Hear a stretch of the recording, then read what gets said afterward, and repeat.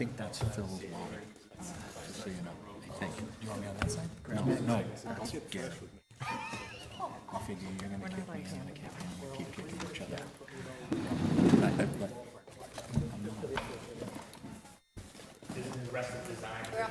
Nice article in the New Leader. Jason. Welcome. It's nice to see us in the front. what's happening? You never know. Very good. I thought about bringing my computer right there. I should have, and I was thinking I should brought something to write on, Mary, but I have scrap paper. yeah, I might need it to. Like my own. He said he was gonna send that. By definition, you're Hey, on Ralph. our cable All access right. board. I But am. this has been the We designee. go back Wednesday, but the teachers have already been back 2 days this week. Or you can have this. So just, they let us do our P.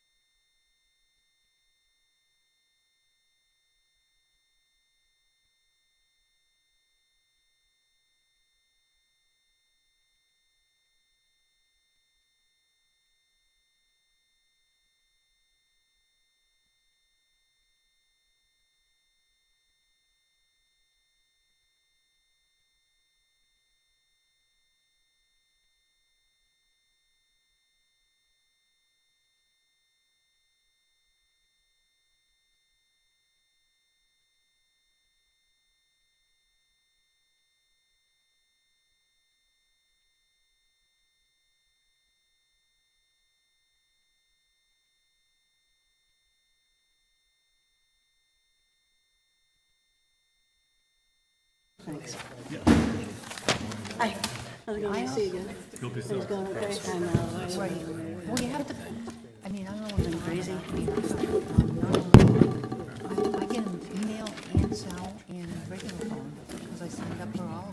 Although I may not get all three every time. We don't mind it this time. I sign up for every.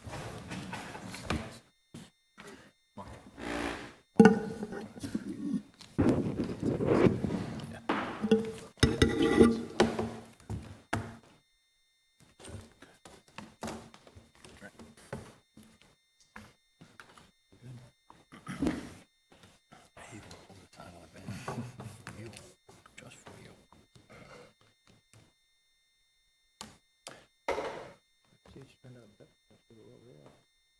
for you.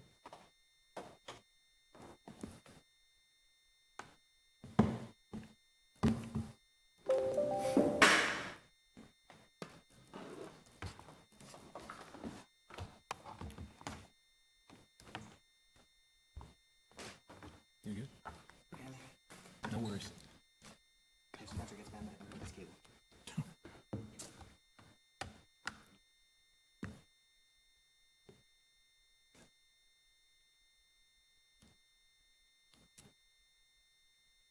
Is it going off? Sorry.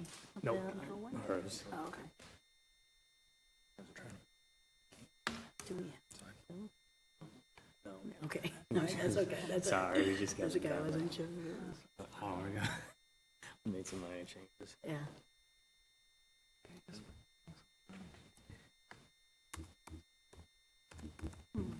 Stop talking.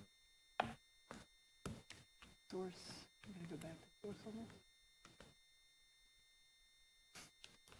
There you go. Bingo.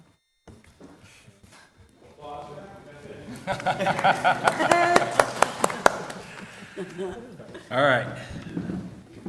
Now that we got that out of the way, Aaron, you give me the thumbs up and we'll get her started. Okay. Thank you, sir. Start with the pledge of allegiance. Oh, yeah. They should, they should.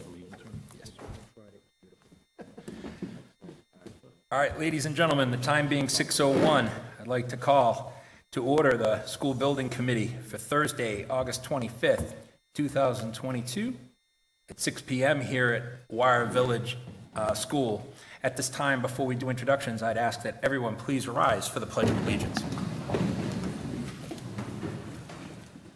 I pledge allegiance to the flag of the United States of America and to the republic for which it stands, one nation, under God, indivisible, with liberty and justice for all. Thank you. Please be seated. Introduction starting from my left. Please. Dave Joyce, I'm an East Brookfield resident, master electrician. I'm Ralph Hicks, a Spencer resident, and I'm a representative from the Spencer Board of Selectmen. I'm a retired educator, as a couple of you might know. Mark Carpentier, the East Brookfield Finance Committee. Mary Brainey, Spencer Finance Committee. Heather Messier, East Brookfield School Committee member. Nathan Malone, principal of David Prouty High School. Jason Monette, Spencer School Committee member.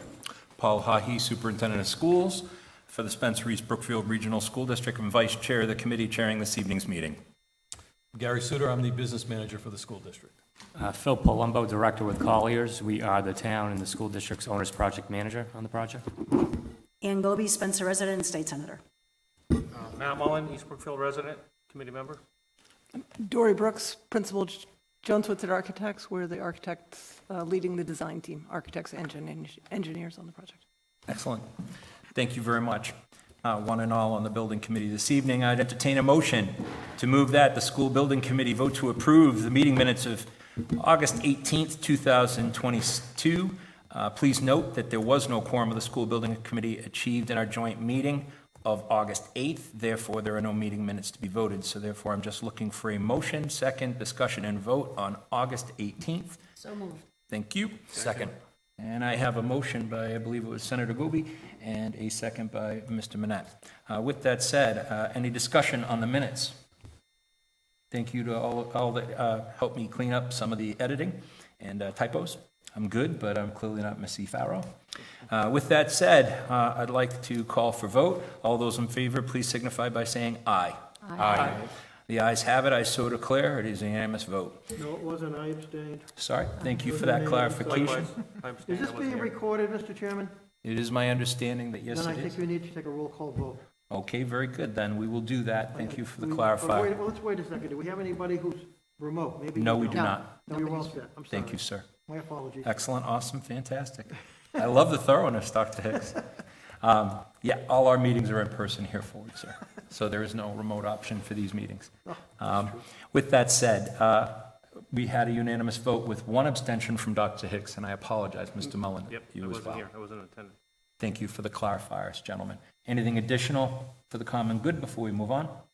Hearing none, I'll move us to item number 3, invoices and orders. There were none for this meeting. I did check with Jones Whitsett Architects as well as our OPM Colliers.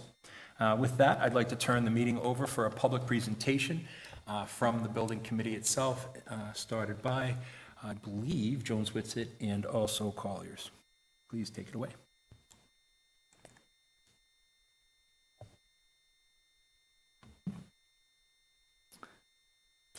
All right, so with that said, thank you for getting me to the right slide. Ms. Brooks.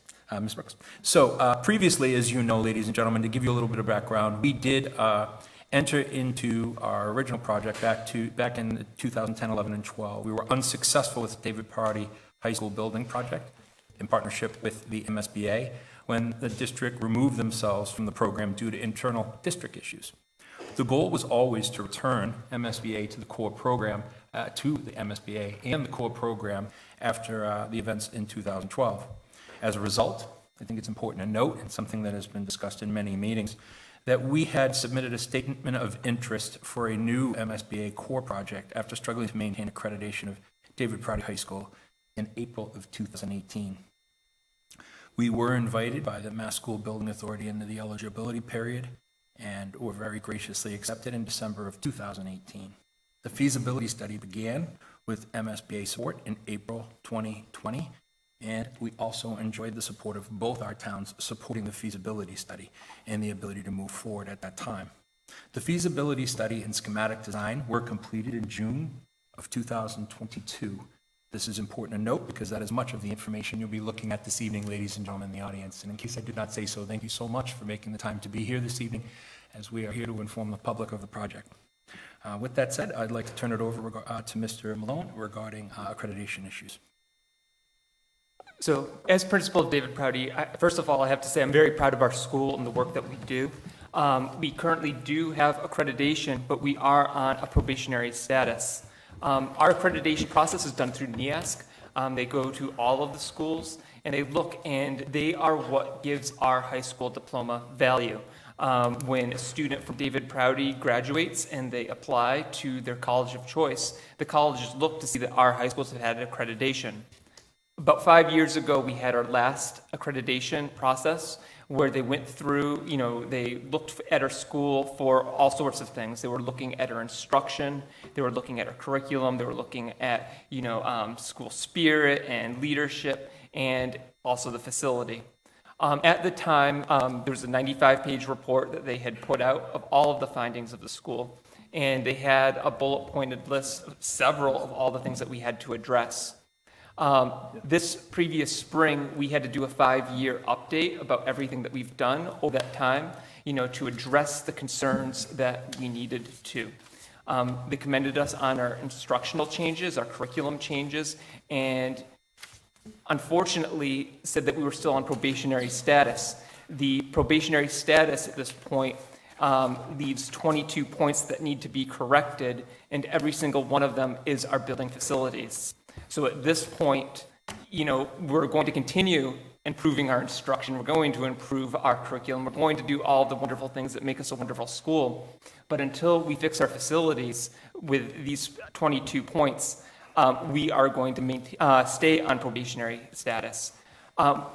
In February, we have to have a report that says all the things that we have done to address these 22 points.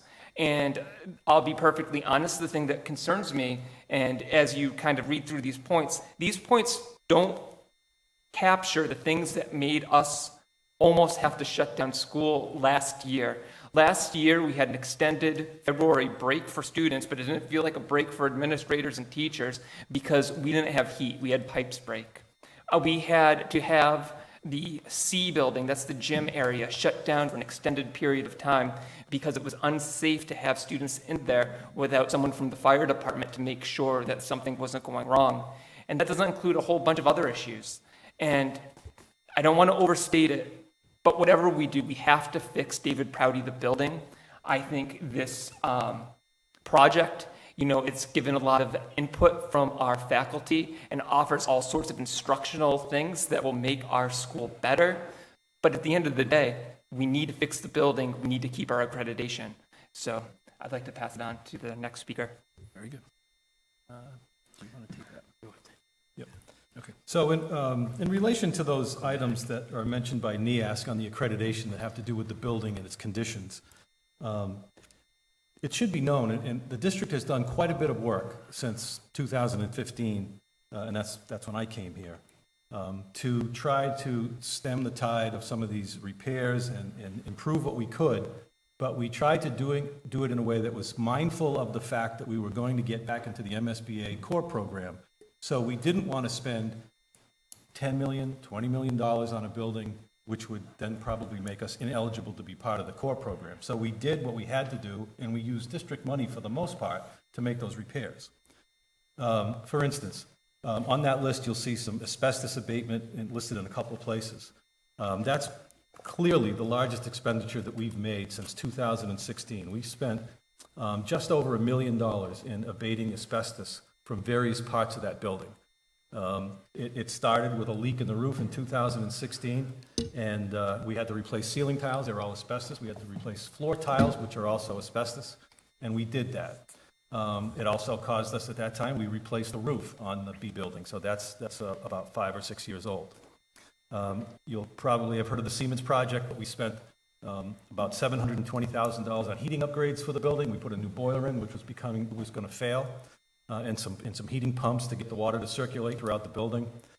General building updates and maintenance, we've spent $42,000. Kitchen equipment and energy in the kitchen, about $47,000. I mentioned the roof repair. Security systems, whether it be phone systems or video surveillance systems in the high school, we spent $90,000 on that. Repairs to athletic facility, like tennis courts, the locker rooms, and so forth. We spent $140,000 on those repairs. Construction of new spaces within the high school. We had to move the pupil services department, the student services. They were in the basement of the A building, and that was becoming an air quality issue. So we made space in the old wood shop, and we took that and made it part into an innovation lab, which helped with the curriculum and the programming that we offer. And it also took those folks that worked in that department and moved them to a safe space with better air quality. We did lighting upgrades in the A building, mostly in the A building, not the rest of the building, because we knew we were going to probably go before the town for a project and remodel or demolish that building. So we spent $177,000 in the A building, so the hallway and the cafeteria and the offices to put in energy efficient lighting in that. And emergency repairs to buildings as a result of, as Mr. Malone said, roof leaks and so forth, about $118,000. So in total, we've spent $2.8 million addressing issues in that building to sort of get us to a point where we could be part of this MSBA program and move forward, but not come forth with millions and millions of dollars, tens of millions of dollars as it would cost to actually go through and replace windows, roofs, and mechanical systems in the building. So I'll pick up there. So thank you for being here tonight. I hope we're not drowning you too quickly in a lot of information. For those of you who would like to understand the background, there's no way we can cover a year's worth of work in a night. So I encourage you to go to the district website and the building project website and try and read up more. It can go into extensive detail on the number of options that were reviewed, the existing conditions, assessments, et cetera. Before I switch pages, I just wanted to point out that the things that are not highlighted partly because of the amount of cost associated with changing them. So for instance, an example is changing out the windows in the school. So we have some of the original windows in the school that are leaking and poorly performing, but a window replacement is many millions of dollars. So the district has spent money, yes, but what's been identified and what is included in the cost assessments for how to change the school, whether it be to just simply bring it up to code or to do new construction or an add renovation, is really looking at bringing everything to today's current standards for building construction and today's code. It's important to remember that the building was built prior to a building code even existing in Massachusetts. So you're talking about really responding to a significant amount of time change in terms of our expectations and an aging building. So background, the building was originally constructed in 1967. It certainly has served the community very well in many ways, and I know many of you are probably graduates of the school. When we first started working on the project, one of our first priorities is to assess the spaces in the school educationally compared to current space standards. So again, it's always a challenging issue for people. Well, if a lot of people have been educated in this school already, why would the spaces be undersized? But education itself is nothing like it was in 1967, where people largely sat in rows, fairly consistently. We did a lot of things differently in the 60s. The whole requirement that the MSBA has for the sizes of classrooms is different. So what this image on the right is showing is an assessment of how many spaces in the building were undersized and how many were oversized to today's MSBA guidelines. So not guidelines that I'm inventing, the MSBA's guidelines for participation in a core repair product. So the red and orange spaces are under MSBA guidelines. The red ones are 25% under MSBA guidelines. And this was known in the community that the locker rooms, the girls' locker room in particular, is badly undersized. The science labs were undersized, and the poorest performing educational spaces in the building, and the most unlikely to meet accreditation, et cetera. Some of the classrooms are just undersized by square footage, but it's a question of how many students are in the classroom and how the teacher's hoping to teach.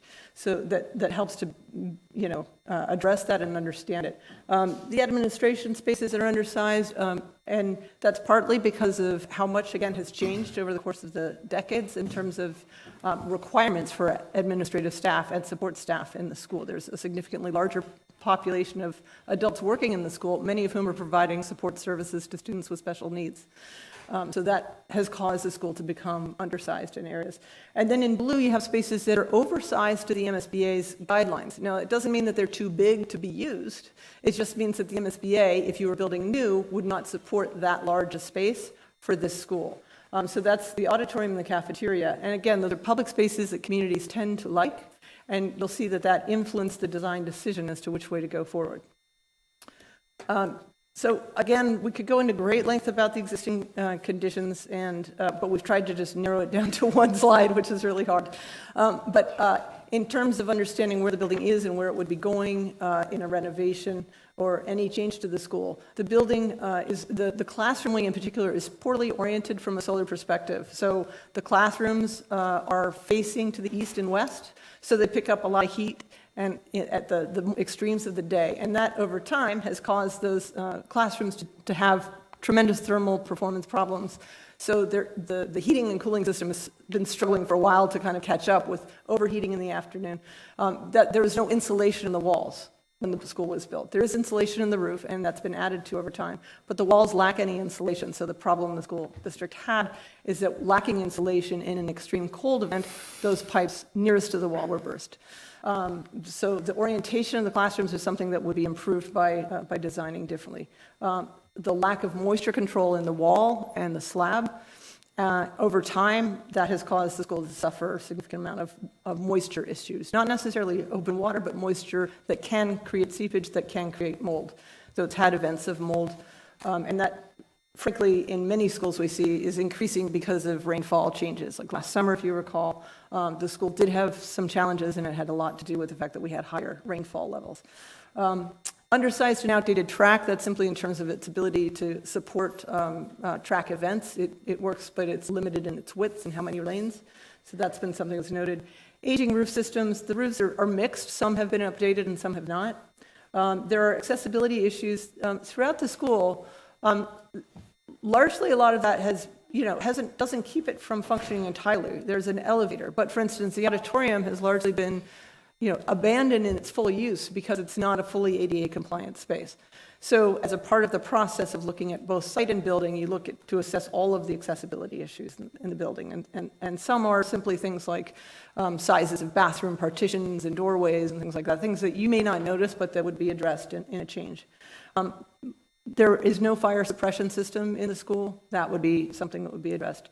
The outdated, failed mechanical, electrical, and plumbing systems. So there's a variety of things. Electrical service has been a problem for a while. All of these need to be addressed. The plumbing is the original plumbing to the building, the original infrastructure, rather, that would be addressed.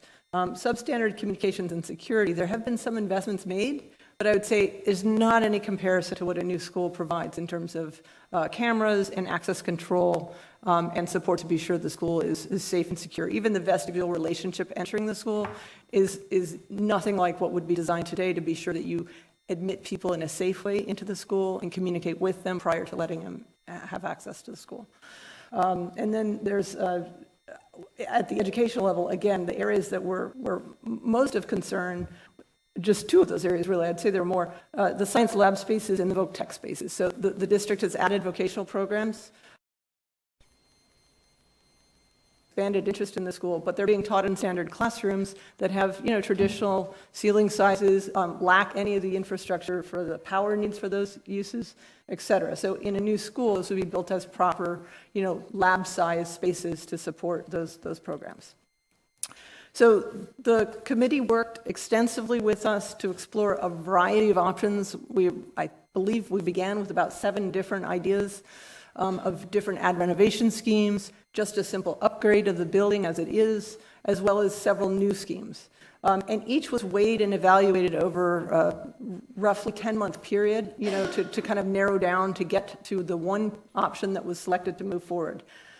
That option was a renovation addition where the A wing, the one-story element of the school that has that larger auditorium and cafeteria in it, would be renovated completely in order to make use of those larger spaces that are less reimbursed by the MSBA, so that you're not building them new, you're keeping a renovation so they would cost less. And largely we supported that idea because as a one-story, we can get the infrastructure into the building more easily there. The classroom wing, which we felt had the greatest struggles, partly because of low floor-to-floor heights and the inability to fully bring in 21st century infrastructure into it, would be replaced entirely with new classrooms. And we would reorganize these so that they would get better solar orientation and also would allow the school to sort of reconnect more. So there would be a new classroom construction wing to the rear, which is to the south of the current building. That would allow this existing classroom wing to stay in place while construction happened. Now, this is an important point because some of the renovation options would have required, or new construction, would have required students to be in modulars for 2 years while construction took place, and that was something the district felt strongly they did not want to do. The other thing about this design is it allows us to build a new gymnasium while school's in place, build that new classroom wing while school is in place, then demolish the classrooms and finish the last part. So it's a multi-phase process, a challenge to do for sure, but it will radically improve the site as well as the educational program for the school. And we feel it's designed around the priorities the district laid out. So additional priorities that the district expressed and the school committee expressed, one was to bring the district pre-K over to Spencer and put it in the school. I guess it had historically been here. But bringing the pre-K over, the concern was how do you do that in a way that's appropriate and maintain separation between pre-K students and high school students. So you see it here, and I'll show it further on, but at the lower level, equal with the gym, is where that pre-K wing would happen. It would have its own separate entrance, which we'll get to later. But part of the reason to do that is to support the larger number of students here, bring everybody all to one place, but also because there's an early education vocational program at the high school. So those students would actually be able to learn in conjunction with the pre-K and support the pre-K program. Again, the district also wanted to emphasize vocational teaching spaces. So the idea of providing better both special education and vocational classrooms to support the kinds of learning students are doing there, So that means the criminal justice lab, the environmental studies lab, the graphics lab, marketing lab, and the early childhood education would all be in specially constructed spaces that actually meet the types of project-based learning that would happen there. Those rooms also we've tried to design in a way that would allow them to be actually beneficial to the community, so that you could potentially use the school year-round, because this school would be fully air-conditioned, much better thermally performing, much more secure and welcoming. So the idea also is the district anticipates that in the future, more members of the community would want to be using these spaces for professional development meetings, et cetera, workshops, adult education. So we've tried to be very careful in how we design them so that, you know, the digital programs could support other types of programs. So that's been a big priority is community use. Again, larger gymnasium to support larger sports events. The district hasn't been able to host basketball tournaments, so they were due to that, and that was an area that was undersized already, as well as improving the track and bringing improvements to the site as a whole. And then even the exterior fields that have been, you know, that might have to be affected by this, like the baseball field needed some regrading and site improvements. One thing that's hard to see that's in the project, it's quite expensive, is stormwater improvements to address both the drainage on site, to be sure that the building is secure, but also that the site is secure, and then repaving and replanting and improving everything in that way. So quick orientation to the new school, and again, we're not going to get into a huge amount of detail on this, but if you know the school at all, you know that the lower level is currently where the gymnasium is. So that would be a new gymnasium, new locker rooms, and a fitness exercise room to support students of all types, not just athletes, you know, students who may want to do yoga or stretching or dance. So you need a second teaching space outside of the gymnasium for a population of this size, and then a small weight room that supports those programs. This is in an area that would allow the pre-K program to access that for their own programs at times, so it's all on one level. The pre-K, which is its own distinct wing and has its own secure vestibule and admin and nurse and support staff, basically kind of coming over with the school. On the main level, again, extending from that current wing, which has the auditorium and cafeteria, would extend across, and there'd be a new, more secure entrance directly into a sort of a small commons area to encourage students to gather and study independently, where information is provided, and areas where they can learn. That's basically part of the media center. The media center stack section is above. And then moving through that, you come to a classroom wing, and that's a two-story classroom wing that has all of the required science labs, general classrooms, the environmental studies classroom. At the front of this volume, you have the administrative offices and nurse's office and guidance, et cetera. You have a criminal justice classroom. There's a life skills classroom that is set up for teaching of all life skills in culinary, home ec type needs. And then further into the A wing, you have some of those spaces that have already been supported that support some of the vocational programs, digital media, and band and music and arts. And we tried to really invest in improving the art spaces because we heard a lot from the community about the importance of arts education and the need to bring arts back at David Prouty High School in a big way. So those are redesigned, but largely where they exist. And then on the top floor, you have an extension of the classroom wings. We've turned those classrooms towards the south to get south light and connect more to the hill, and looked for ways to create outdoor opportunities inside in the courtyard and outside the school for instruction. So just 3 quick shots of what the building will look like.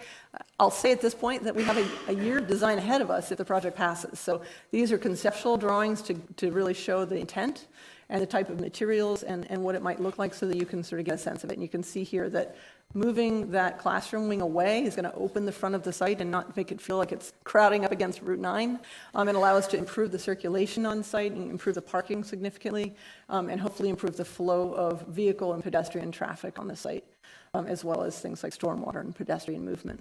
And also to make better connections to the athletic fields above the school. We explored rearranging, but it would have been a very costly move to bring those down and put the school up. So this is a direction the committee chose to go. From the back, this pink area reflects the specific area dedicated to the pre-K program, so that would be a fenced area with its own play equipment to support the pre-K program. The road that you see behind the school, this is again looking from the back, is an emergency access road for fire trucks so that fire trucks can get around the building completely and serve the building. But that allows for some outdoor space between the hill and the new classroom wing. And then this is looking again towards Route 9 to give you a sense of how much more open that relationship would be.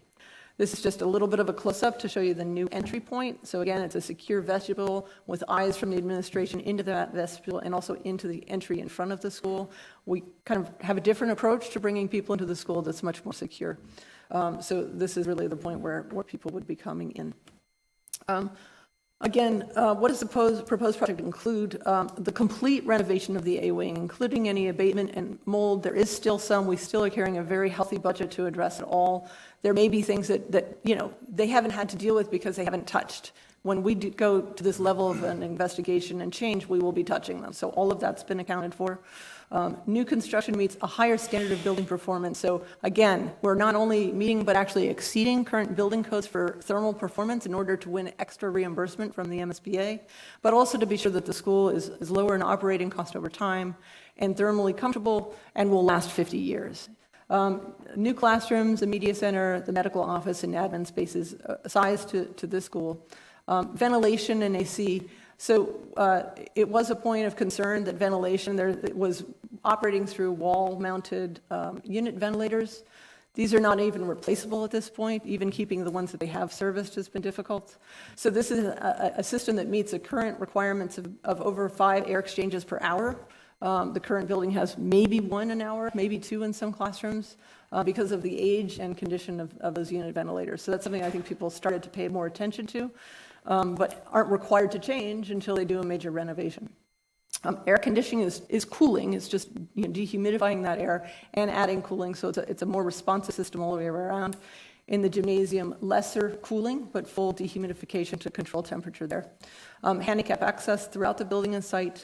Improvements to infrastructure, so that includes IT. You know, students today actually are looking to plug in things everywhere, and the building doesn't even have enough outlets to support that. So that would be one of the advantages of having the classrooms be new, is you actually can support the IT that the students are using today.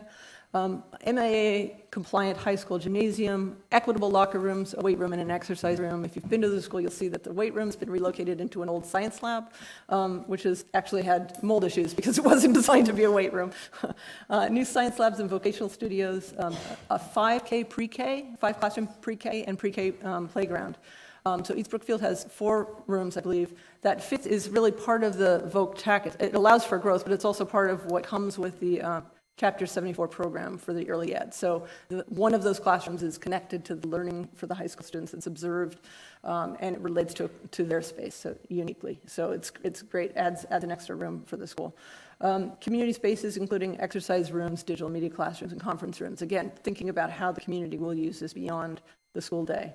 And then the outdoor teaching spaces, we've tried really hard to look at not only improving spaces, but also thinking about how students have expressed strongly in our meetings and throughout COVID an interest in spending more time outside. It's been beneficial to the school. So being sure that the spaces are appropriate and that there's a secure way in and out and that there's cameras on the exterior and interior of the building. Improved roadways, sidewalks, rain gardens, signage, parking, stormwater. So just trying to communicate the breadth of the project.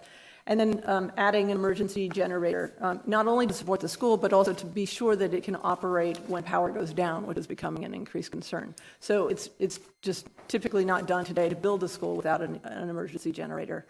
So this would be, I think, a huge help to the district. Turning this over then. Gary. So financing the program is probably on the forefront of everybody's mind. So as we've talked about earlier, the total project cost of this would be $111.6 million. MSBA has promised us, and we've entered into an agreement for a maximum grant of $46.8 million. So that would leave a district share of $64.8 million that would cost Spencer East Brookfield to fund this construction project.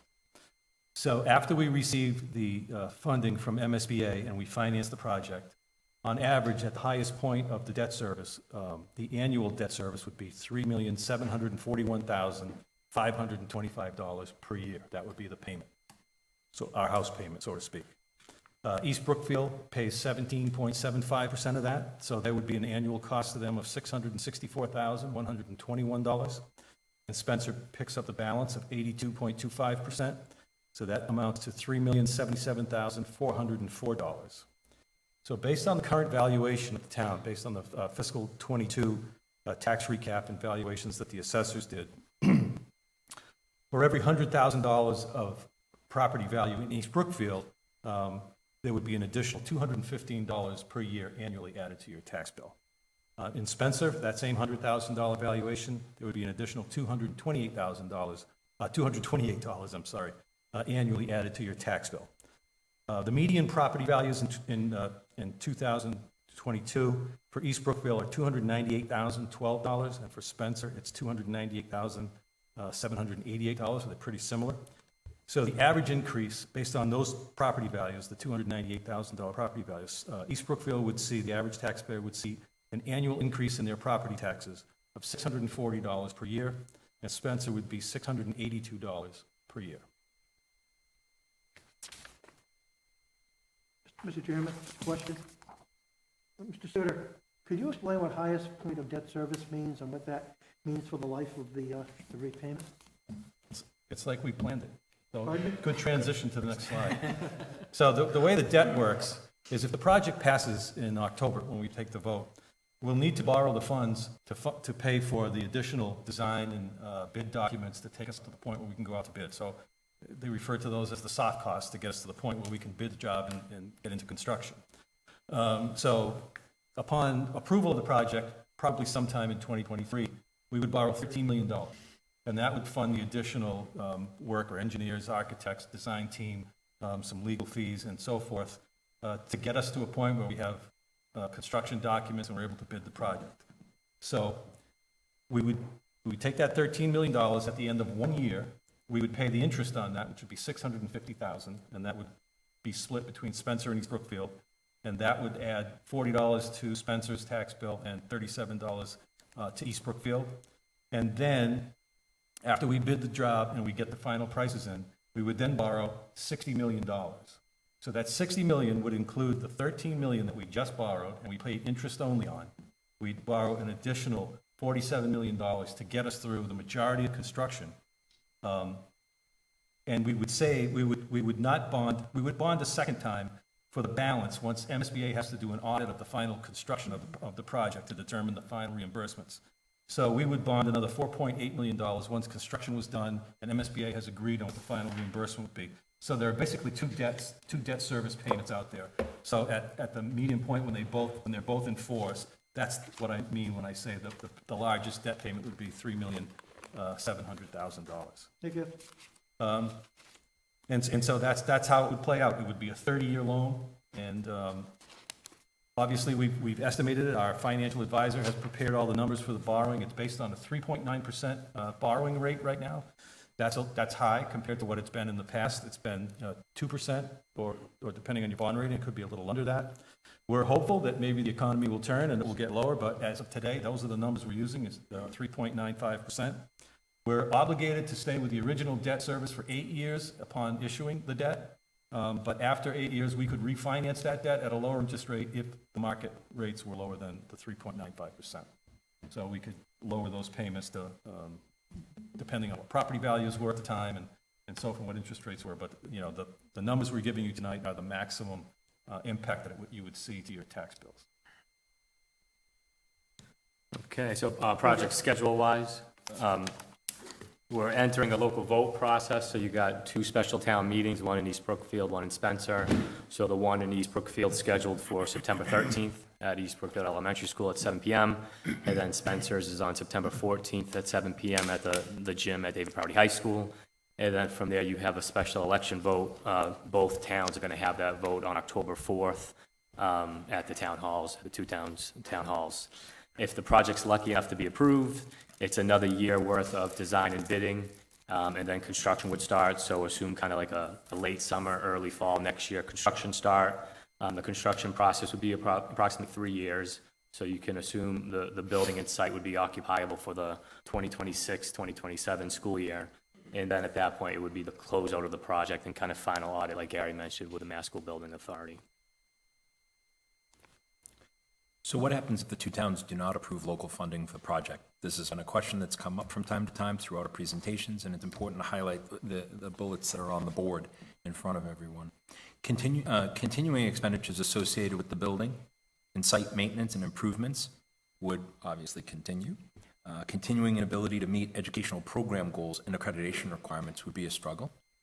At this time, the district loses approximately 178 students on average to school choice, which results in a net financial loss for this district. There would be the loss of the MSBA's grant program, core grant program, at $46.8 million. The cost to perform the project will continue to rise as time moves on.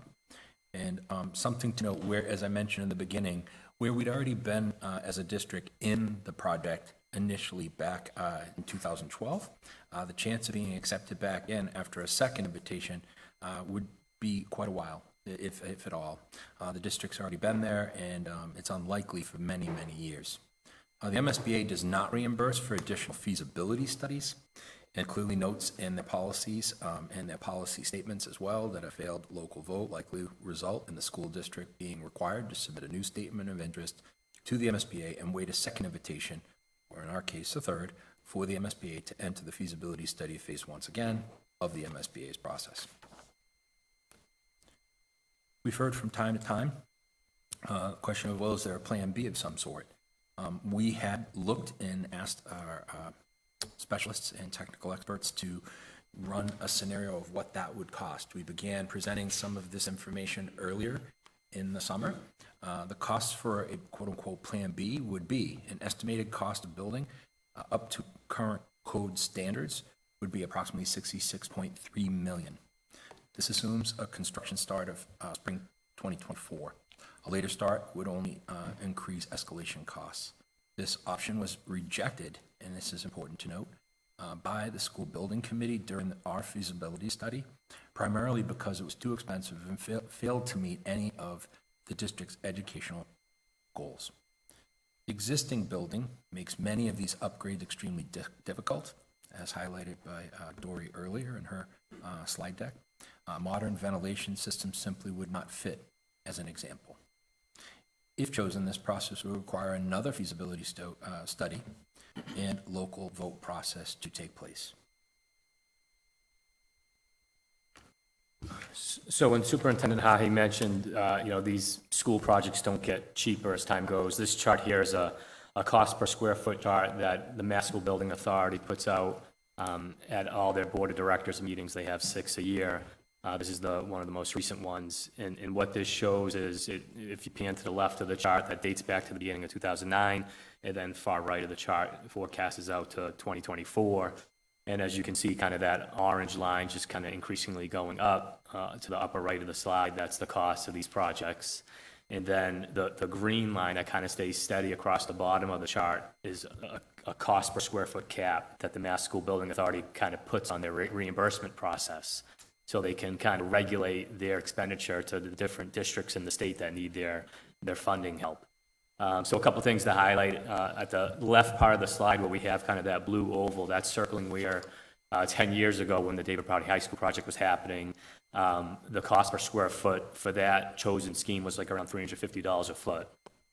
With our project forecasting out towards the end of next year, we're at $720 a square foot. So it just kind of shows that drastic spike that these projects take.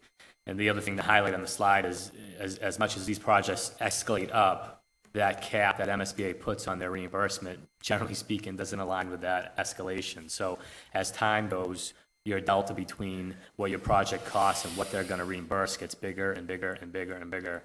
And that equates into more ineligible reimbursement costs the longer you wait. So the idea is, take advantage now while you're in the program and you got the opportunity you got. So that concludes the presentation. We'd love to open it up to any questions or comments you might have. So at this time, ladies and gentlemen, if you could, please come down to the mic, introduce yourself with a name and whether you're from Spencer or East Brookfield, and we're happy to answer the questions that you ask. Thank you. We on? Gary Nelson, North Spencer Road, been a resident for over 50 years. My wife's been a resident her whole life here. This $750 million, $700 a year on our tax increase, most of us here will never see the payoff. We're getting old.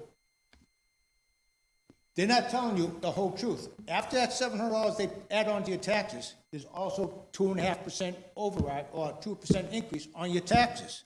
So what does that add up to? We're talking almost $1,000 more a year. Now, on the school construction costs, you're saying call it $112 million. Joe Builder comes along and says, geez, costs have gone up. You got to suck up another $5-6 million. Because down at Doherty High School, their increase went up $21 million. And they're a 5-story building. They got to suck up that cost, the city of Worcester. So who's going to suck up the cost if there's an overrun? Is all this set in stone? Who has these classrooms you're talking about, different sized classrooms? I was talking to a couple of kids. There's 17 in their class, 15 are going to Tasqua. So what does that cost the town to send them? And is it worth it to send them to Tasqua or to build a new school? What's the cost ratio there? And this David Prouty, I'm older than the school. I'm still standing. You're saying, and you just said 50 years, well, I'll probably have to build another school. We got houses in town over 300 years old still standing. So they should be torn down? What about Lake Street? Has anybody thought about using Lake Street for something? That building's been vacant for how long, Mr. Hicks? 5 years or better? Well, better than that. It's going to be torn down, though. It's full of mold. It's full of mold. Can't we use that site to build a school? We Has could. anybody look at that? We could, but I think it's cheaper to do it where it's at. We're keeping a building. And the parking lots are in, the lawns are in, the fields just need to be rehabbed, and there's more acreage at the present site than there is at Lake Street. I want to say there's 14 acres up at Lake Street and 19 acres at Prouty, Gary, do you know? Yeah, thereabouts. So it's 5 more acres up there. Good question, but yeah. But that's something to put on the burner. What about Lake Street property? Like I said, it's full of mold. The property itself could be used, but it just isn't big enough. MSBA has standards on how big of a lot you must have for elementary schools, middle schools, and high schools. With high schools taking up the largest space because they need more athletic fields and stuff than elementary or middle schools do. Like, but it's a good question to ask. A lot of us here are on fixed incomes, and that would put a hurt on us. I mean, I did my savings. We're doing okay, but there's other people that probably cannot do that. Thank you for your attention. Yes, sir. Can I just address two things that I can address, others I can't? So I did want to speak to the question about what might happen as costs go up, because I think that's a really important question to raise. We all know that inflation costs are really hitting construction right now. When these projects go out, they're in different periods of time. So Doherty was in a different window of time than we were. They had already bonded prior to this inflationary increase. We had not been at that point in time. We actually just did these cost estimates that this is based on in June of this year, or a little bit earlier than that, May. So the cost estimators were already catching up with that, and they include in these cost estimates, escalation rates of 8% plus design contingency of 8%. So we have a fair amount of padding here between now. So this isn't the cost of construction for today. It's actually projected out to when we start this construction. So that has been considered, and that's a significantly higher assumption for escalation than would have existed. In fact, if you follow this process, you'll see there was a bit of a bump between the first phase of the feasibility and the later phase because inflation was showing up. And it is exceptional level of inflation, and it's a concern to everybody. So thanks for noting that. Then the other question about reuse of the school, and I don't mean to suggest that 50 years means that every 50-year-old building should be torn down. It's simply that for the educational purpose of this building, it doesn't meet 21st century learning requirements in terms of its infrastructure, and all those have to be addressed. And I actually think buildings built in the 1920s are much easier and more valuable assets to renovate into schools than buildings generally as a category of buildings built in the 60s and 70s because of the quality of construction, the sizes that were in place, and the infrastructure that was in place. Every building's unique, and we assess each of them uniquely, but this building is not such a high-quality construction that it will weather this renovation to the degree that you might hope it would to meet the needs that you have. You could spend money poorly on that building trying to renovate it to meet your needs, the classroom wing particularly that we're talking about, and the same with the gymnasium. So, Thank you. Mr. Chair, if I could just address one question? Yes, sir, Mr. Suter. So getting back to the cost of the 2.5, the debt exclusion. So if this were a general override where we approve $1 million for operations, yes, that would increase by 2.5% every year. This would be a debt exclusion, so it's limited to the cost of the debt, and the debt is fixed. So whatever we approve for Proposition 2.5 debt exclusion, that will not grow by 2.5% each year. And the amounts that we talked about for an increase were about $630, not $750. But our taxes go up 2.5% every year. But not because of the project. Not because of the project, but they just continue to go up. But they wouldn't go up on the cost of this project. They would go up on just the normal cost of doing business.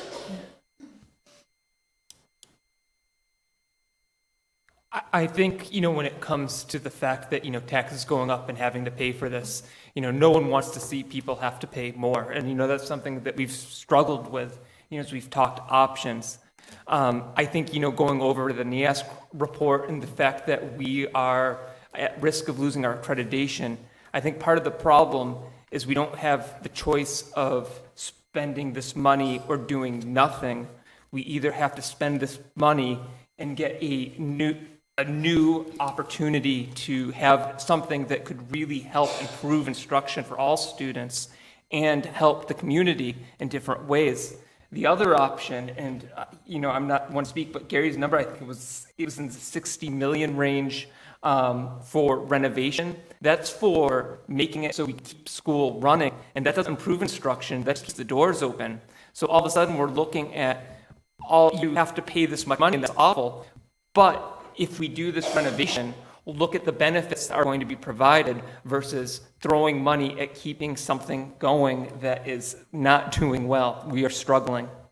So I do, my heart goes out to anybody who's looking at this and going, how am I going to afford this? And, it's not something that we're bringing here saying, oh, it's easy. It's given the current dire situation of the high school. This committee is looking at it as this is the most cost-effective way to address the issue. Mr. Chairman? Yes, If I sir. may, another good point you raised was the number of kids in a class. About 15, 17, I don't know, for example, what they are, but I'll take your word for it. With school choice, you lose $5,000 a student every year minimum, more if they have disabilities. Charter school kids, you lose $10,000 a year. Now, my experience working in Auburn was when the new Auburn High School opened, they went from 500 to 600 kids overnight. It wasn't because the incoming ninth grade had 100 more kids. It's because kids that were going out or were thinking of going out didn't go out.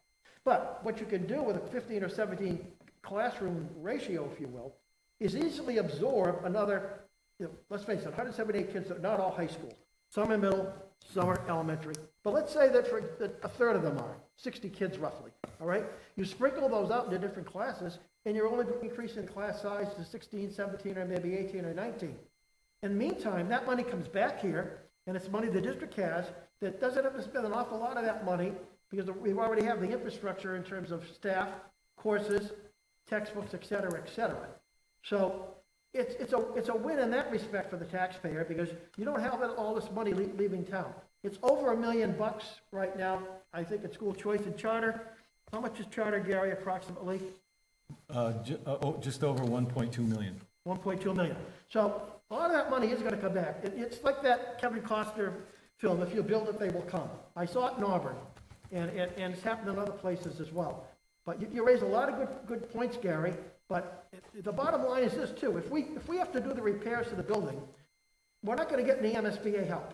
So we're going to have to pay for all of it ourselves, and if you do the math, I think it's actually a little bit more than if we do what we proposed tonight.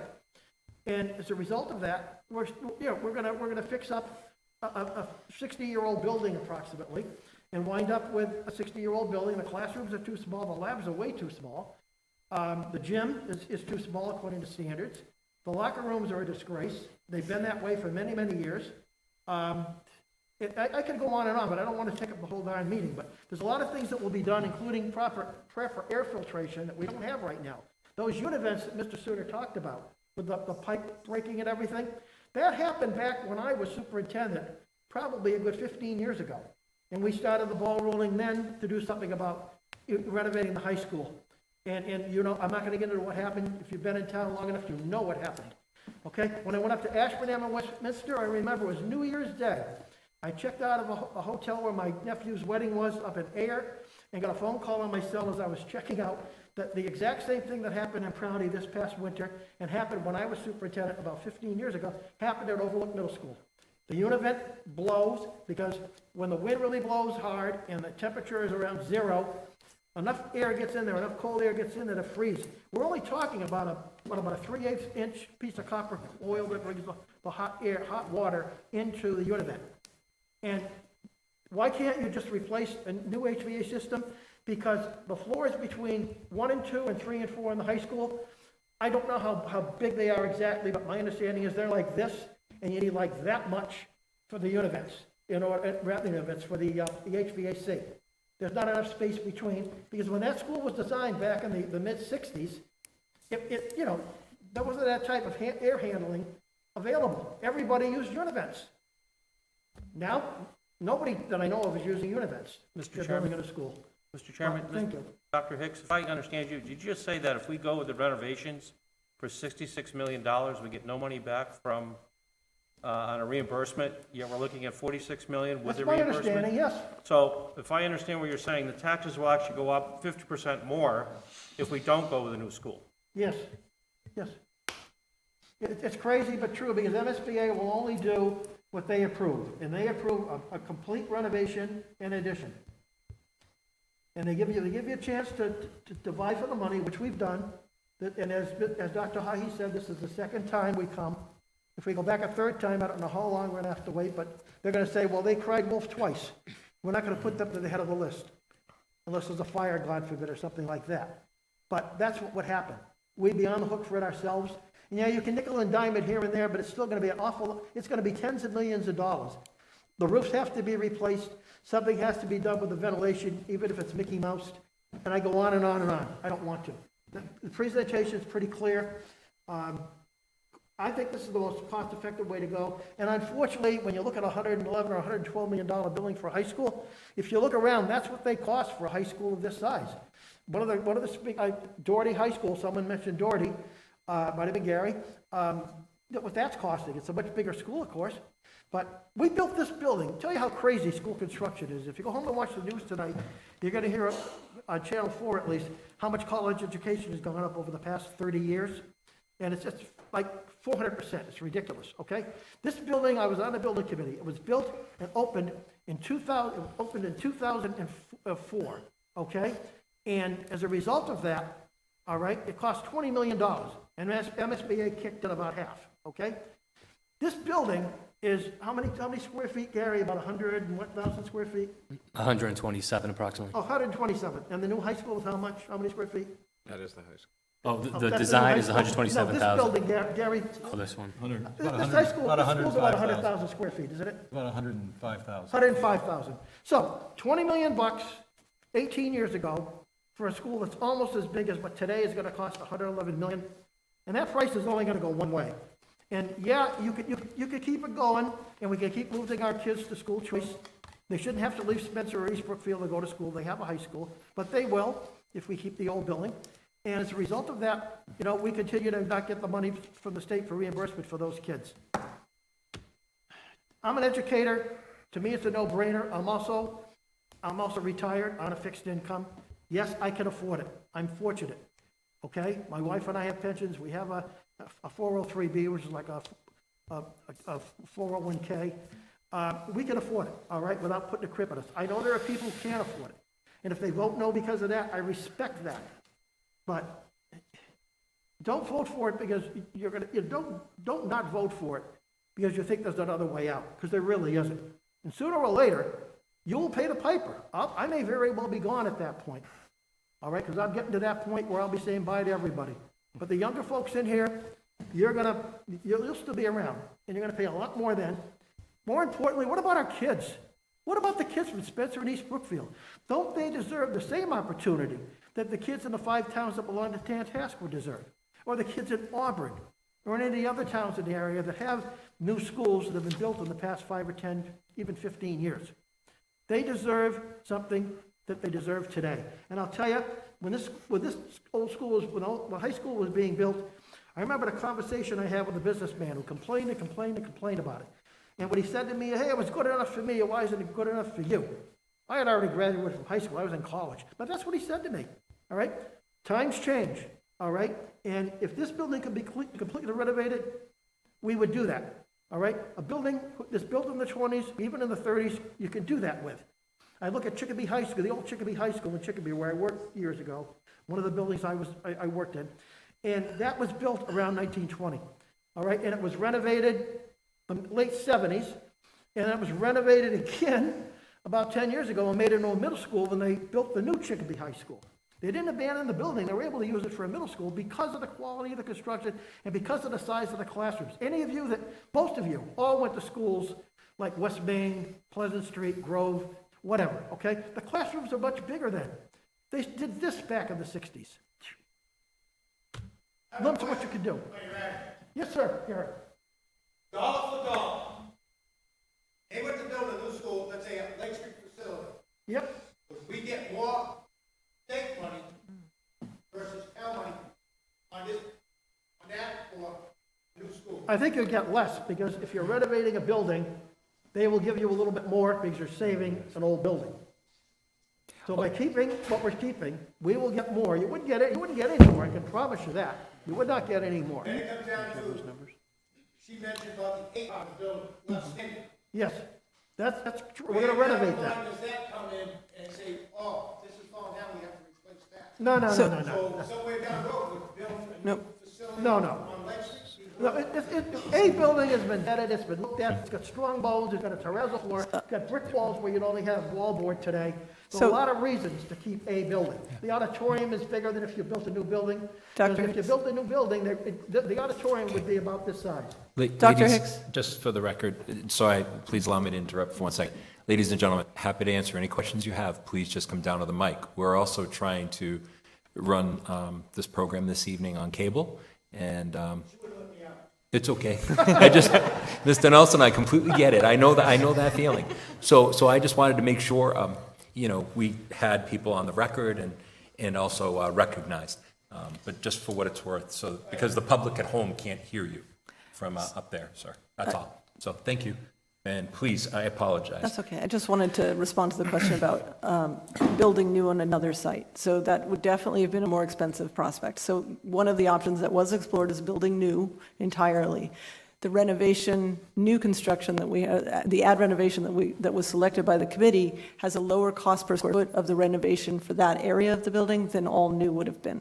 So even if we built a new school with a smaller auditorium and a smaller cafeteria, it still proved to be more expensive than building the ad reno, the selection that was made. And had it been a new site, it would have been even more expensive because all of those site amenities that are there at Prouty would have had to be reproduced. So without a doubt, it would have been a higher cost and a lower reimbursement. So, Thank you very much. Yes, please.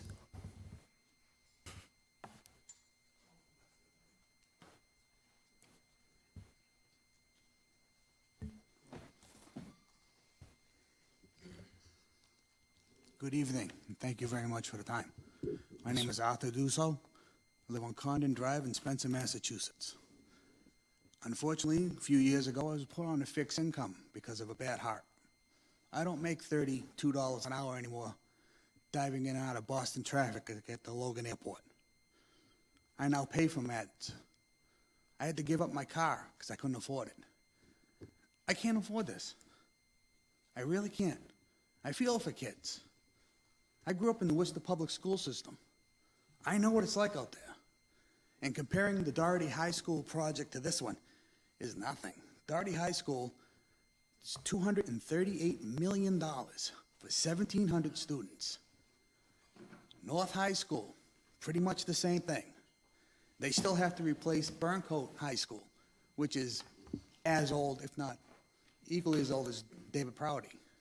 But that's a city of 180,000 people to 200,000, depending if the Woo Sox are in town or not. But for somebody like me, on a fixed income, a razor thin, where I don't get fuel assistance because the catch-22 is I make too much in Social Security. How do I afford this? How do I afford this every year? I hope to make it to some old age. I'll never see this project paid off completely, I know that. But how do I afford that? How do I justify that to my mortgage company who's going to send me a bill at the end of the year because of the tax increase? One simple, basic question. Thank you very much for your time. Yes, sir.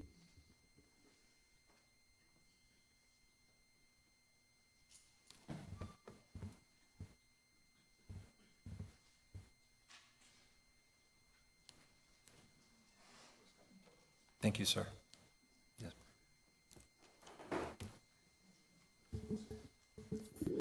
Jim Purvia, 4HJ Parent Road, Spencer, Mass. So it seems foolish not to go with the project. If we have to spend somewhere around $66 million to renovate David Prouty, and we're not putting it to the level that it should be to operate, and what we're going to pay in taxes, because we're not going to get reimbursement from the state, we're going to still be paying higher taxes, and you're not going to get a new facility. Now, we've put this off before. If we had gone forward with the school project several years ago, we would have paid a lower cost. We would have been paying several years now on that debt. So I don't see where we're going to benefit other than just abandoning going to David Prouty High School and our kids being bussed out to another town. Now, I don't think that's a smart thing to do. I think there's a lot of pride in this town. I think people want to have a high school. I think a lot of people, I personally don't like seeing all the school choice going out to Tantascwa, to Leicester. A lot of students now, because the academics and everything, a lot of students are going to Bay Path. So we're losing a lot of students. I don't see where it's going to get better. If any of you have built anything lately and seen how much everything, plywood, 2x4s, every aspect of construction continues to rise. I don't see where it's going to get any less. And if it does come down a little bit, so be it. But if we just thumb our noses and say, we can't afford it, we're going to end up paying it anyways, because we're going to have to renovate the school. And if we lose our accreditation, then where are we? What's that say about us? I mean, my children are grown. I have grandchildren in the school system. Okay, what legacy do we leave for them? I don't think that we are good stewards if we don't do the right thing for our residents. I know people that have moved, not just because cost of living, they've moved to other states. And I respect that they had to do that. And I'm not saying, hey, too bad, move out if you can't afford it or do whatever. But life right now is, everything. Gasoline, fuel. How much is it going to cost you to heat your house this year? God only knows.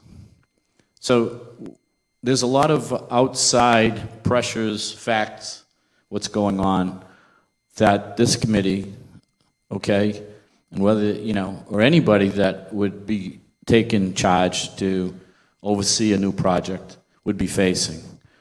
So I think if we procrastinate and that we lose this round of funding, because before the reimbursement, I believe, was higher from the state. It's been going down over the years, am I correct?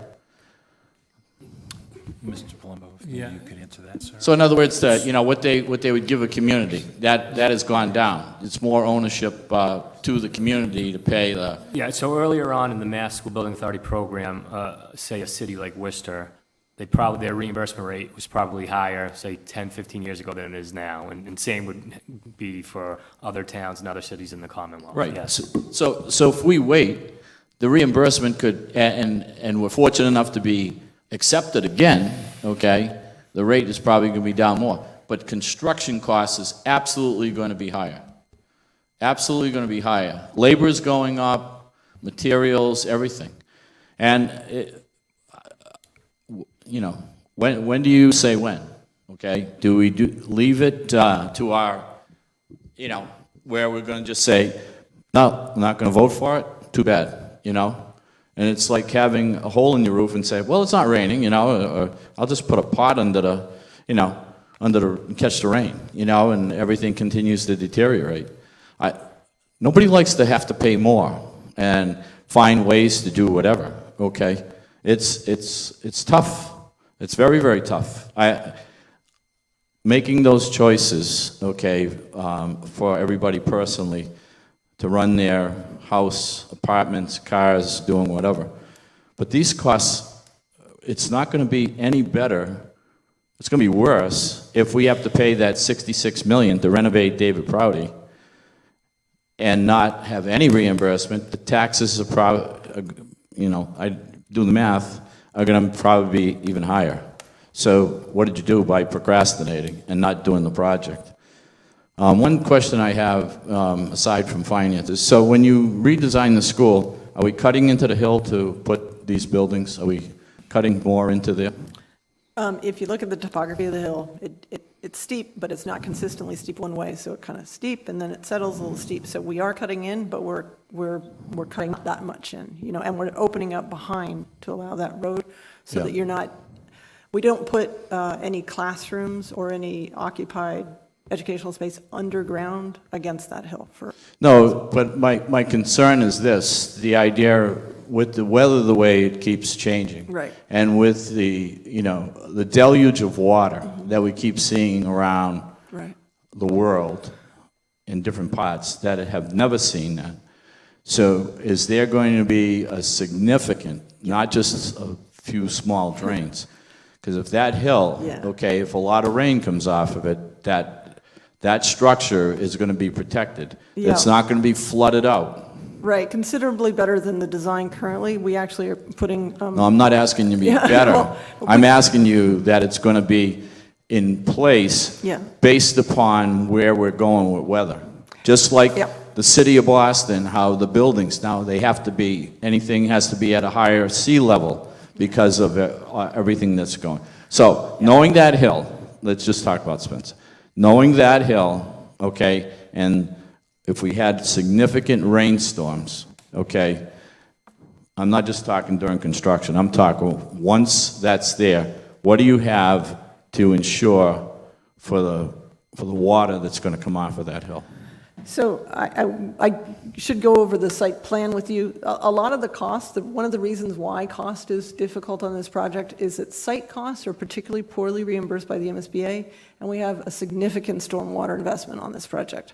So at the bottom of the hill, there's a system of swales before you get anywhere near the hill that are picking up water there into a drainage system and taking it around. Okay. And then at the base of the school, there's a drainage system buried at the foundation that goes all the way around to pick up any water that comes in. There's a drainage barrier along the school, picking up any water and pushing it down to that drainage system and around, none of which is existing in the current system. So we think of it as belt and suspenders. There's infiltration, stormwater systems in the parking lot. I think they're going to scale back, but we've made sure that there's plenty of money to support that, to be sure that stormwater is not a problem on this project. So I had asked at a previous meeting, about green energy, and so there's no green energy rolled into this project, correct? So we priced out a PV array. And that was $250,000 to put PV on the roof, and that was cut as a VE item to keep the project lower. We designed the school putting a lot of money into the insulation to lower the operating costs so that it could, if the district ever chose to try and match that with PV, they'd have the opportunity. So we will build in order to provide the conduit and structure it so that PV could be added, and I think there will be more opportunities for that to come, publicly supported. But our primary priority for sustainability was to make the building as energy efficient as possible and to prioritize not wasting energy in the building, but it does not have solar on the school currently. Not even thoughts of, with the hill there, utilizing solar, say like down at our transfer station, they put, solar down there. Yeah, so and so not on the building, but I mean on site, or even if we partnered with private right. people. You definitely could. So it's designed so that you can put solar on the building, and it's up for that and ready for it. So I think part of it is the MSBA won't reimburse the PV. No, I understand that. I understand that, but a lot of cities now, in their design, they don't even want you to be using fossil fuels at all for your buildings, okay? Yeah. I don't know where that's going to go politically in this state and whatever. So this school's being heated, right, with fossil fuels, correct? Right. There's 2 boilers that the district had already invested in, correct. And they wanted to reuse. So we definitely have natural gas. We're trying to lower the operating costs per square foot. What we call it is more of a pathway to net zero. It's not required that you be net zero currently. They won't retroactively say you needed to be net zero. The cost of becoming net zero in this project would have added to the cost, but you have the capacity to add solar and offset these energy costs. Ultimately, you would have to switch out the boiler system to a different fuel source. So that is not something that we've put into the project currently. So no, I understand that. So these are things that we have to think about that are looming out there as well. Right. But again, I'm not against the project. I'm based upon the information that's been conveyed. I am for the project, especially knowing what the costs are just to maintain the building with the repairs that are required to keep our accreditation. So I think it would be, I think I'd feel ashamed as a resident to see us lose our accreditation and then have to send our kids elsewhere to whatever. And I know, like, speaking to a lot of different realtors and people looking towards Spencer as a place to come and live, a lot of that is looking at what the strength of the school system, the academics. If I go there, are my kids going to get the best education? Are they going to have the best facility? Are they going to be able to compete when they get to college, with everybody else? Are they going to have all the tools needed? So that's what I look at. Do I like paying more? I don't. But the idea, I feel that it's during my lifetime, it's imperative upon me to be a good steward, support putting David Prouty back. I was aghast that we have to go now and play football down the Cape because we don't have enough students to be able to compete with Leicester. We've lost all these people. And the idea, if you're a coach and you have less and less people, it's hard to form teams. And it's hard. So talk about school spirit. Talk about everything that's wrapped into this. If we keep just watering it down and going the other way, I think we've done a disservice to our children. I think we've done a disservice to our ancestors that came before us, that paid for the facilities that were in vogue at the time, and now it's time for us to stay up with the building, what's needed, with the technology, so that way we can hold our own here in town and be able to move on. I read all the comments going back and forth and the digs at everybody, that what's said or whatever. Bottom line is, no matter who's sitting up here, okay, and who lives in Spencer and East Brookfield, that school needs to be renovated, because I thought we were going to do new construction, but I understand, looking at some of the information, I understand about the A building, because a new A building wouldn't have the same quality of materials. So repairing it, renovating it is better in that part. I understand about demoing the others and bringing in all the new classrooms and refacing everything. I understand what you're saying. So keep some of it, renovate, repair, deconstruct, reconstruct. But anybody that's going to listen to what I'm saying is they can be mad at me or do whatever, but I just think if you're a resident in Spencer and East Brookfield and you have pride in your community and you want the best education for the kids that live here, support this project. Mr. Chair. Yes, sir. Sir, I just wanted to speak to one thing that you said about the solar provisions. So I can't speak to what the district will do down the road, but I can tell you, I'm an electrical contractor, so I can tell you what I've seen from my own personal experience. Most districts that I've seen in the schools that I've bid opt not to elect for solar at the time. And what they do is they'll enter into an energy services agreement that better benefits the district down the road. But all those provisions are in place. Right? Thank you, sir. Yes, ma'am, please.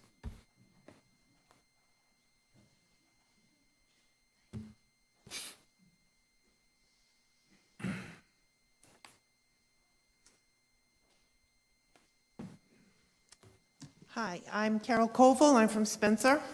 And first off, I'd just like to say thank you to all of you who've wrangled a lot of information. And I'm sure this was a difficult task. These people were charged with gathering information, doing the best they could to present a plan that made sense for Spencer, and I think you've done a wonderful job. Thank you for that. I do have a couple of questions. Is there any hope of a debt exclusion that is ending or any tax relief that would help some of these people that are retiring? I'm not that familiar with what's happening with all the taxes in Spencer, but is there any hope of any help along those lines? If I may, Spencer has a program. If you meet certain parameters, certain age and income parameters, you can get a $500 rebate every year.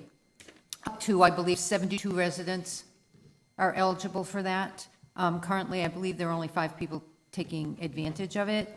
On the town website, there is a form that you can fill out, or a number that you can call. So spencermass.gov, spencerma.gov, and it's right there. But I want, like the previous gentleman said, there's a lot of stuff online right now. Some of it's true, some of it's not, some of it's made up. I don't know exactly, but they're talking about debt exclusions on another school in town that hasn't been paid yet, and I really don't know if that's the case or not, but I can address that. that was kind of where my question was going, but it's nice to hear that taxpayers could get some relief. So when we built this building, we had a 25-year loan on this building. It'll be paid off in 2024. The savings on a $100,000 valuation would be $15. So when we borrowed it, obviously, costs were down, rates were down, and so it's not a big impact when that comes off the tax roll. But I mean, we're a product of everything that's going on. If you look, the town is doing a major sewer upgrade because it needs to be done, because it's old and it's failing and they need to improve that. They did a big roads improvement project because roads are important and they contribute to economic development.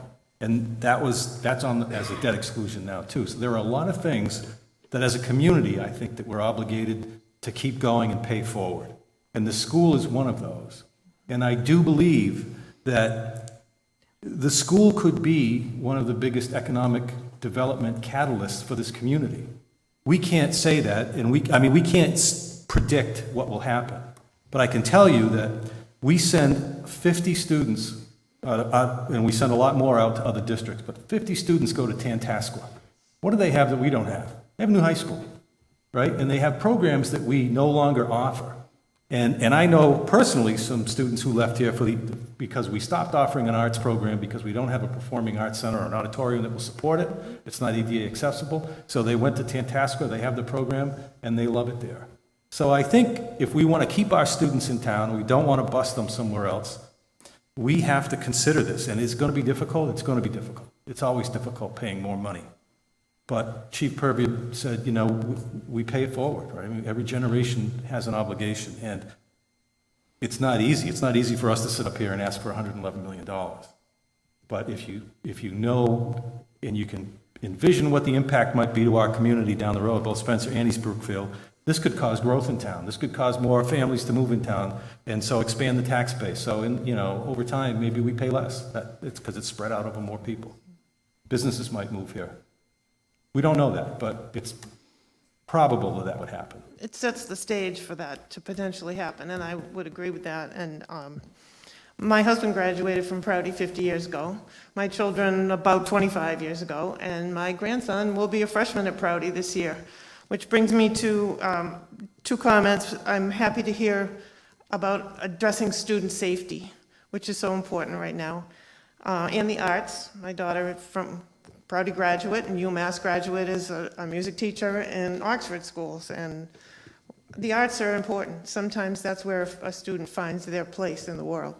And because my grandson will be a freshman, I just would like to ask, as this project rolls out, is there any benefit for the kids that are going to be here now in these next 4 years as things are developed and remodeled and classrooms improved? Will the kids there now see any benefit from that, or will it be from 2026 on? So 2026, 2027 school year would be the opening of the new building. So it sounds like your grandson might be a senior or would be gone. He'll be gone in 26. Gone, yeah. Yeah. So he'd be able to watch the construction happen on site.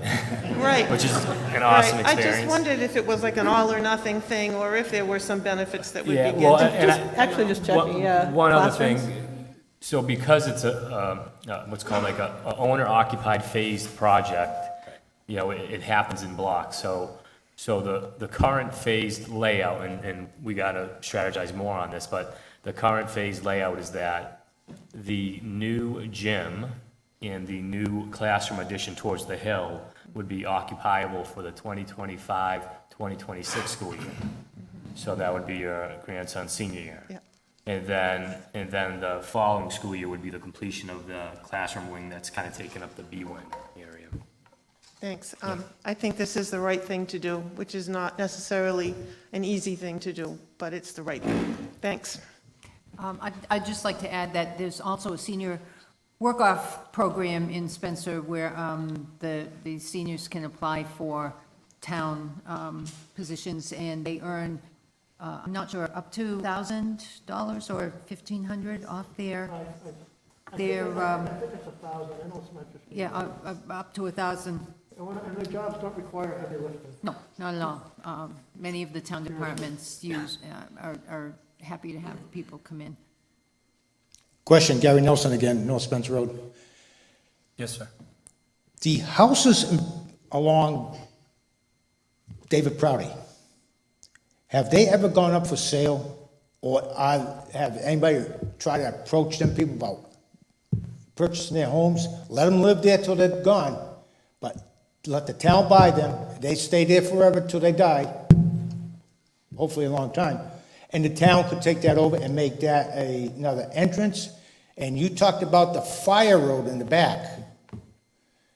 You could move that building forward if the town purchased them buildings at a good price they'll want for it. Move that forward instead of going into the hill. Because I don't know if Mr. Hicks knows or not, but I was with the Army Corps of Engineers that mowed that hill down. Great, great. That was a long time ago. I remember that was a school committee then, yep. So I don't know about them houses, if something could be done with them. And I'm not totally against redoing the school, but I'm more inclined to go along with a new school versus you muster up something, so when you have your next meeting, say, this is what a new school costs, this is what this one's gonna cost. Sure. Maybe people would be more inclined to go like up to Lake Street, put a school there, whether it's preschool or something. If you provide me with your contact, I can get you the information. At the midpoint of the feasibility study, we looked at the two. I could send that to you. That might be helpful. To your question, this image shows the existing B wing, and you see that if we leave students there, we can't build the school any more forward. So that's part of the problem, is keeping the students in B wing while we build means that we have to build behind B wing. We definitely explored the idea of not pushing it all into the hill and kind of coming equal and moving out. So that was kind of one of the challenges. The idea of ultimately getting more access off of Route 9 would be great. The plan does add a second kind of circulation on the other side near the administration building. We're working with the Department of Highways to explore the nuances of how we do that, but that's to address the circulation problem. And what about coming in off of Greenville Street? Is there any access through there? No, there is not. Is there any way to get a right-of-way through there, just in case? So we'll look into it, but in our site team in looking at it did not see any way to do that. And, Hey, thank you. Mr. Chair, can I jump in on one thing there too? Yes, sir. We understand the whole concern about being cost conscious. I say this as an East Brookfield taxpayer, believe me, there's a lot of building trades represented on this committee. We've all been asking questions about how to make it the most efficient design possible, how to make it the most cost effective. Nobody on this committee wants to take the checkbook and run away. I mean, the poor architect and OPM have suffered through question after question on, what if we put the electric room here? What if we do this with the HVAC? That's been at the forefront the entire time. I just wanted to say that, just so everyone's aware that we've been cost conscious. The thing that I can say as a school committee member, or a school building committee member, excuse me, is when we did the feasibility study and we went through that process, it was a months-long process. We looked at all the different options. This is the best bang for your buck. You get the part of the building that's worth saving, we save. The part of the building that's worth tearing down and replacing, we tear down and replace. So this really is the best combination, and everyone was scrutinizing it. We went round and round on the shape. Every detail, people had, a million questions from how's it gonna, impact a classroom full of kids to what are the nuts and bolts that go into it. So I just wanted to put that out there. Thank you. Yes, sir. Yes, sir. Please.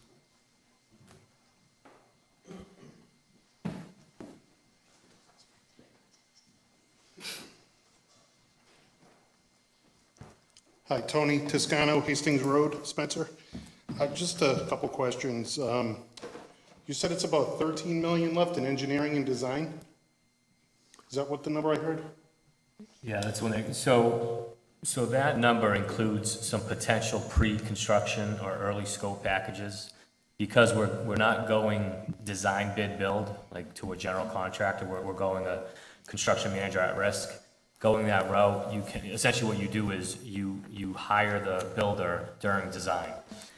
And one of the avenues you could take when you do that is you can do early scope packages before the bid docs are actually fully complete to help alleviate any schedule concerns you might have. And so for a project like this, we have to meet school calendar dates, right? So that's schedule's paramount. So some of that 13 million, I don't know, call it somewhere around 5 million of it or so, is actually assuming that we're going to try to do early scope packages next summer, say abatement of the C wing, a demo of it, and so on and so on. So the cost for what we call soft costs for OPM architect, the builder during his design services, they get through the rest of design and bidding is somewhere around like 7 million, 7.5 million.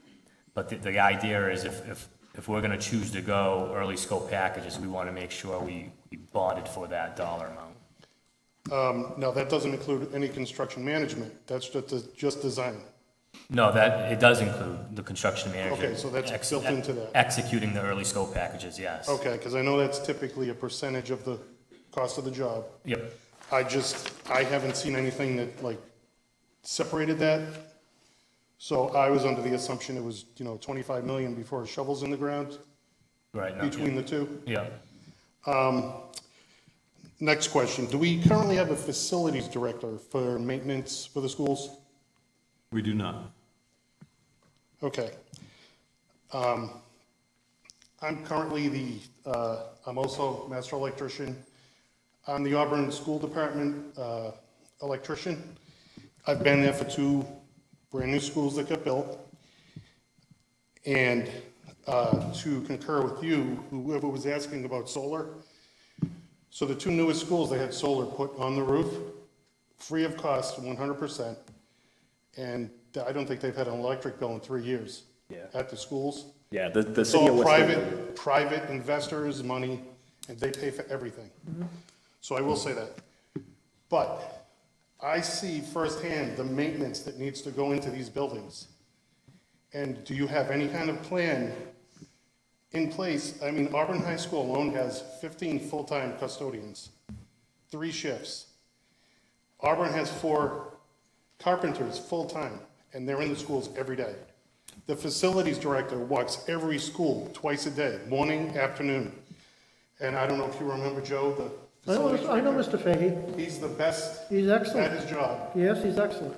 He monitors everything that happens in every school from his phone, his computer, every night. I just don't know if you guys understand what it's gonna take to keep these schools up and running, because I see it firsthand. I mean, never mind chiller, when a $100,000 chiller goes on the roof on a new school, a 3-year-old school. So it's just something to keep in mind. And the last thing is the 22 points you said we needed for the accreditation. Has anything been addressed on that list? Yes. It has. Yes. Yeah. So is there, is it whittled down to a number, like, So you can see on the list there, those items that are well, it's highlighted. tough to see 15 rows back. Give you a spyglass. So, You want me to read? So, I can no, read it it's if you want. okay. a little less than half, so. Yeah. I just wanted to bring up the maintenance thing, and you can't just build a new school with nobody to, oversee everything and maintain it. So we agree 100% with you. We have lead custodians in each building who maintain the facility.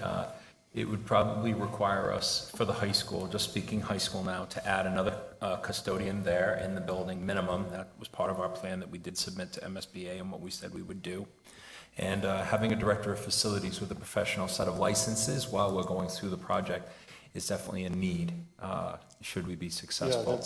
But rather than be trying to identify that person without a yes or a no vote, kind of made it a little difficult. So for the purposes of just being cost effective for right now and not taking our focus off this process, we wanted to make sure we identified everything, got it all done, and should we receive a successful vote, we'd want to have a director of facilities that has licenses and credentials, procurement, all the training and expertise that is required to kind of supervise and be able to do exactly what you just said, have the boots on the ground daily and working with the project. So that is something we have talked about internal within the operation, amongst committee and with building committee.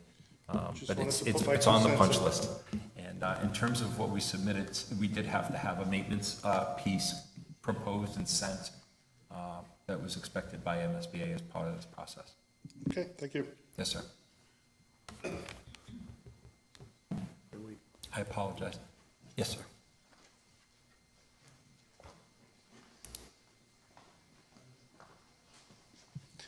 Joel Hart, 2 Gold Nugget Road in Spencer. I just wanted to follow up on the last meeting that was held in East Brookfield, and I talked to Mr. Palumbo about this. The constructional costs of the build is $92 million out of the $111. We talked about the constructional phase within the first year where you get 3 bids. At that point, if those 3 bids come above $92 million, we talked about case scenarios. You can either use, hopefully it'll be in a contingency part of it. If not, you have to take away a little bit from the building.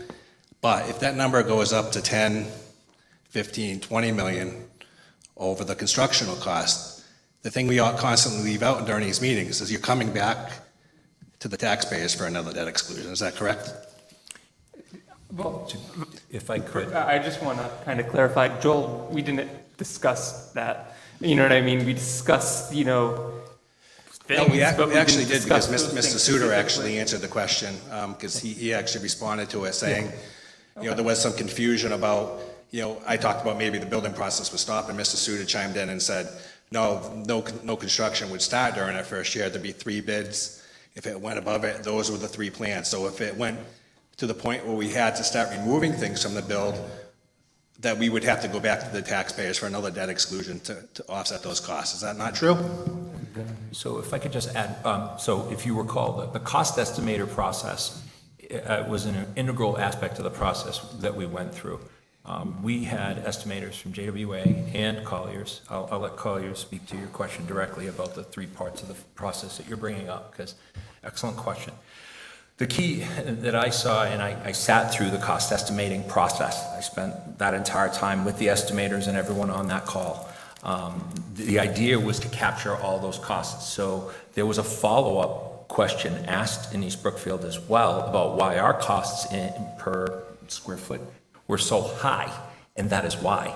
We were doing it recently, and we were capturing a lot of the factors that had already impacted a number of us, namely inflation. So our number, I think, was coming in around 675 or 720. And then you saw other projects that had worked back with cost estimators some 18 months, and those numbers were in the 400s. So that was part of that process. To your point, should we need to, we would have to come back to the voters, was my understanding. Right, and But that's my the point, cost is that we don't have a firm number. We're at 111.6, we can't go above that. But if this project and the That's bid correct. process becomes above that 92 million, you can't sit here and say that we're not coming back to the taxpayers for another debt exclusion if those costs go up another 10, 15, 20 million dollars, exceeding the constructional costs, correct? So similar to gas, it's the same as what So you we are, experienced in gas. so you would come back to the taxpayers. That's all I'm asking. Would it come back to the taxpayers for another debt exclusion? If I can talk a little bit about the process that we go through, because even in... We understand the process. Well, I'm in just terms of asking a this- simple question. If it exceeds 10, 15, 20 million dollars over the 111, and you can't take any more money out of contingency, and you can't take any more money out of cutting back on the project, are you coming back to the tax? It's a simple yes or no. Joel, the answer is yes. Thank you. That's all I was asking. And to follow up on Mr. Toscano's point, I mean, you needed a building, a maintenance guy there constantly, a facility director. We don't currently have that. So my question is you got the 22 list of things that we addressed partially, which can affect accreditation, which we don't want to do. So when that list came out in 2017, did somebody immediately make a budget maintenance report with a timeline of how to address those things? Or did we just kind of say, well, we're looking at building a new school, so we'll address things as need be and indirectly?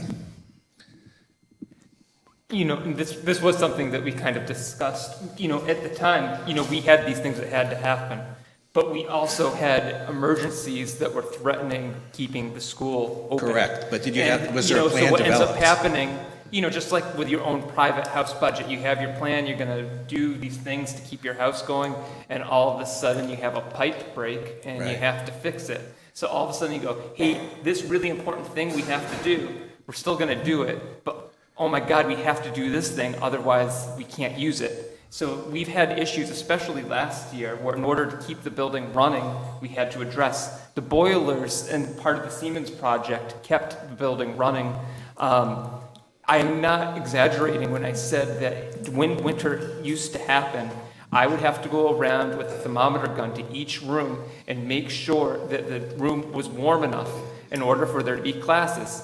And there were times where some of those rooms were 50 or lower, and we'd have to rearrange entire schedules on a daily basis to keep the school running, and that wasn't sustainable, and that wasn't costs that we could just make up. So all of a sudden, these 22 issues that are super important had to go on hold because we have to keep the kids warm so they can learn.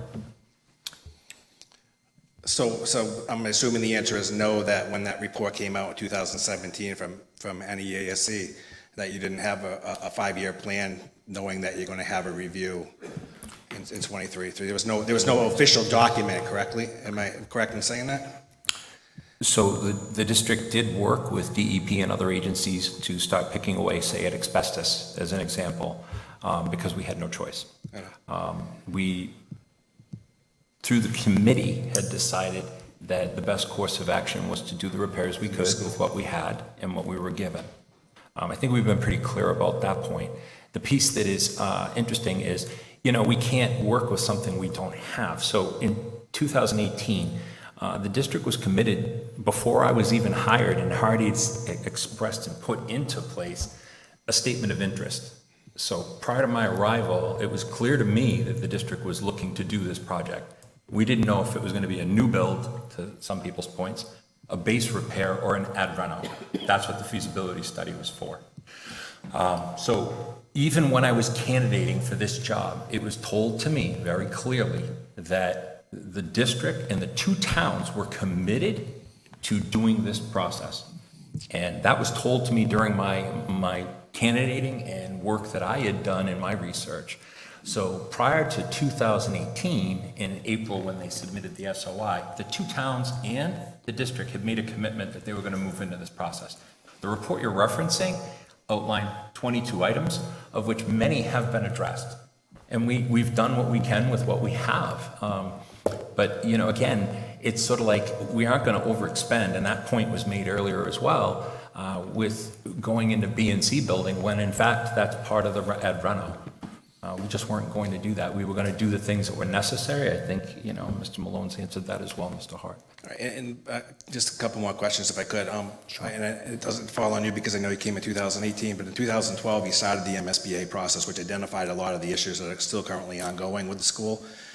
During that phase, and the MSBA has been in business for over a decade now, how many times have we gone to the MSBA for an accelerated repair program on any of our regional schools? I'm glad you asked that. So we did approach MSBA about an accelerated repair at Knox. We did ask them to take a look at that facility with us about what we could do and could not do. Their timeline and our timeline for accelerated repair did not match. We were not going to meet, once we got into core for the high school, and we were told this directly in December of 2018. A team of us went out to Boston and heard directly from MSBA officials in person. Once you're in core, the maintenance of the facility is your responsibility at the local level until completion of project. I completely agree with that, but I mean, prior to 2018, I guess would be my question, is how many times have we entered the accelerated repair program in order to keep the buildings functional and up to date? I'll defer to other members of the committee. I can answer that. So I've been here since 2015, and in 2016, when the roof leaked in the classroom wing and we replaced it, we had the meeting that Dr. Hahi referred to with representatives from East Brookfield and Spencer, and the town administrator at the time in Spencer, and the representatives from East Brookfield, said both towns were fully committed to getting into a core program and finishing the work that was started in 2012. So when it came time to do the roof repair at the high school, we had a dilemma, right? Do we apply for an accelerated repair and get some reimbursement on that, which would then preclude us from getting into a core program for 5 or so years, or do we just pay for that repair? So we chose not to go for an accelerated repair application. Okay, so the answer is no then. What's that? The answer is no. On the high school. But the answer is no, because we were continuing the work that was started in 2012, and by applying for that, and if we had gotten it, we would be precluded from going forward with a core program for 5 years or so, they told us. So the committee at the time, and everybody agreed that that was not what we wanted to do. I'll conclude with this. I just don't think that we've done everything that we possibly could do or took advantage of as far as using the MSBA accelerated repair or bringing a warrant to the town, maybe to look at, redoing Hurley Field, which is honestly was a state-of-the-art program with Heather when we were there. It's kind of a laughing stock now. I mean, we've allowed things to deteriorate to such a point, and it always falls on maintenance. Mr. Sudi, you said it best at the last meeting, is the first thing to go in the budget is maintenance, and we don't have enough people to care for the building. But we're building bigger and better, and we don't have the resources. And then I'll finish with this. A gentleman prior to this meeting posted on Facebook the conditions at Notch Trail. I'm sure some of you have seen it. It's deplorable to look at the outside of that school. Fences down, basketball hoops ripped apart, paving wrecked. It's shown a propensity that maintenance is a significant issue. So how you can ask these people for almost $112 million with that type of history is alarming. Okay, I'd like to respond to that, Mr. Hart, if I may. And for the general public, we work with what we're given. We have not gone to either community in an adversarial way at any point throughout our entire time, at least since I've been here. We've worked collaboratively and understood that the towns have a local minimum contribution that they're expected to provide. And with that money, we've done what we can as a regional school district. We have... Yep, I hear. So again, we work with what we have, and we've done what we can with what we have. And to go back to the towns who are letting us know very clearly, they don't have the ability to go above the 2.5, because what you're raising is a Prop 2.5 concern, Mr. Hart. Mr. Chairman? Yep. Yeah, we'll agree to disagree, Mr. Hart. Thank you. Mr. Chairman? Yes, sir. This committee of the school committee has been criticized at a Spencer Board of Selectmen meeting, okay, for not doing certain things. And yet, by the same token, when you did the Siemens, the Siemens upgrade, energy upgrade, criticized for that as well. And if somebody could please turn the bass down, I think that's why we're having this ringing going on the microphone, so please turn the bass down. I trust the cost estimators. They have prepared for what I think and from what I understand is a worst-case scenario in terms of building costs. And I trust them. They're pretty accurate. They've been accurate many, many times over and over again, all right? But even if we did the accelerated repair program, it's not going to fix the HVAC, because as I said earlier, there's not enough room between the floors to put what needs to be put in there to get rid of those univents. It's not going to take care of the small classroom size, the lab size that are way undersized, and the gymnasium size, which is under, thank you, that's much better, and which is way undersized also according to MIAA. You also are going to have other things that just wouldn't be done under accelerated repair. There'd be no new programs. The innovation that this school is going to bring with 4 vocational education programs that are not offered at Bay Path is going to be a magnet to keep our own students in Spencer and East Brookfield at Prouty, and it's going to serve as a magnet for school choice students from other towns where we have room to put them in. That wouldn't happen, all right? The last thing I'm going to say is this. As a member of this committee, if this project goes over the estimated cost of $111.6 million, I will not vote to increase the money. I will vote to take something out. That's what you do sometimes when you have a project. I don't think the voters will tolerate going back for more money. And I'm sorry if I've offended Dr. Haye or anybody else up here, but I will not support going beyond that figure. We will have to cut something out, in my humble opinion. I only have one vote.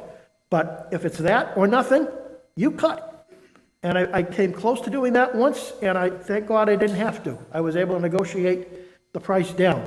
But that's my commitment, and the reason I think this is the best bang for your buck, folks. You want to go ahead and fix the building without any state money and still have a 60-year-old car, if you will, okay, I'm comparing it to automobiles, that's not going to be fully restored like it was on one of the TV shows on Speed TV, but is, patched up here and there. That's what you're going to get. You want a new modern building that we can be proud of, that our kids will want to go to, their parents are going to want them to go there. With innovative programs, you vote for this program. Otherwise, you're going to be nickel and dime for the next 15 or 20 years. Thank you, Mr. Chairman.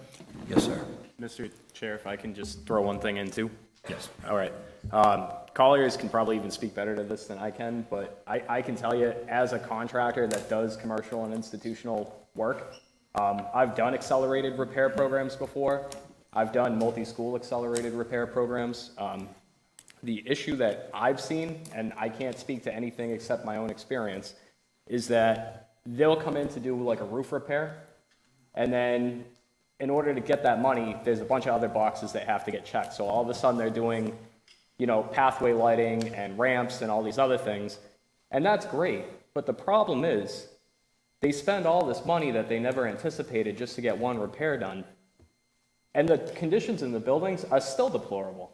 I mean, I did an accelerated repair project as a contractor. It was 3 schools in a district. When we were done, there was still lead paint peeling off the walls inside the school. There were still water fountains that didn't work because they had lead in them. It doesn't do what a lot of people think it does. And once you hit that cap, you spend a lot of money to check a lot of boxes that maybe don't really add anything to your school. Thank you. Thank you. Yes, please, sir. Paul Fournier, Paxton Road in Spencer. So a couple of quick questions. There was some concern about the Siemens project that was installed in the high school and it not being preserved so that we can use it for, you know, the addition renovation. I'm just going to rattle off a bunch of stuff. I'll address it, you know, all at once. There's some concern about the windows in the courtyard and the cost to HVAC with those windows, and also security issues. The pre-K coming to the high school. I'm assuming that is Cubs Corner, which we used to have at Maple Street School. So the plan to bring that to the high school is what for the people of Spencer and East Brookfield? What is the cost for that? I know that at the East Brookfield meeting, there was a cost of about $3 million, and there was some rebates or something to reduce it down to $800,000. I didn't get the exact numbers. And then where this preschool, the pre-K is going to be in the design compared to where the ad reno or the classroom section or the gym section, is it going to be a separate entrance? Is there going to be any problems with, you know, the older kids being involved with pre-K? Is there going to be a separation? And just to go back a little bit in the Wayback Machine, so 2012, people talking about 2012, we went through a bunch of stuff. Okay, you have to remember, we had a temp superintendent that came from Lake Street School, and then from there, we had a state-assigned superintendent. So we had a lot of limitation of what we could actually do here in this district, because the state really had a their thumb on us.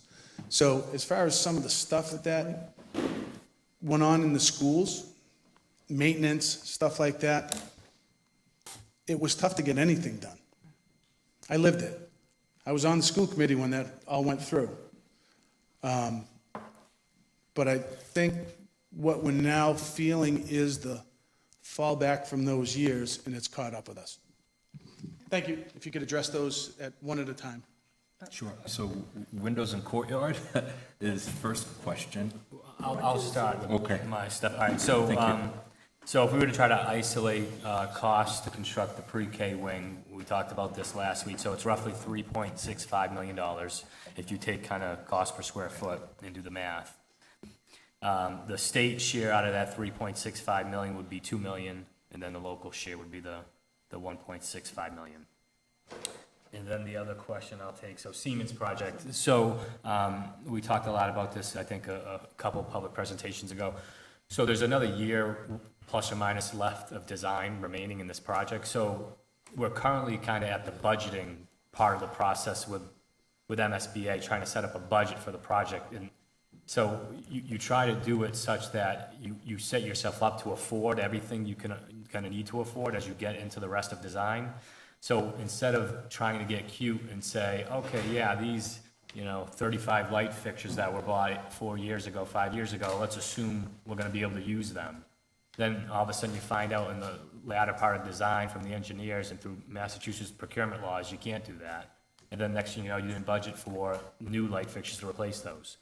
So the idea is, in the remaining part of design, we're going to look at each of those expenditures that were part of that project to try to understand what can be salvaged with the rest of the new systems. And the goal would be to salvage them, because we don't want taxpayer money to be thrown away or anything like that. So my biggest question has to do with the boiler system, controls, and software. Yep. Go ahead, Tom. That's the biggest nut in this whole thing. Yeah, and the boilers were the biggest part of that investment. And the boilers are being reused. They have a much longer lifespan, so those we planned around. We are adding boiler capacity and some new equipment, creating a new mechanical room, but those existing boilers, we are retaining and reusing, so that actually was a huge help to the project.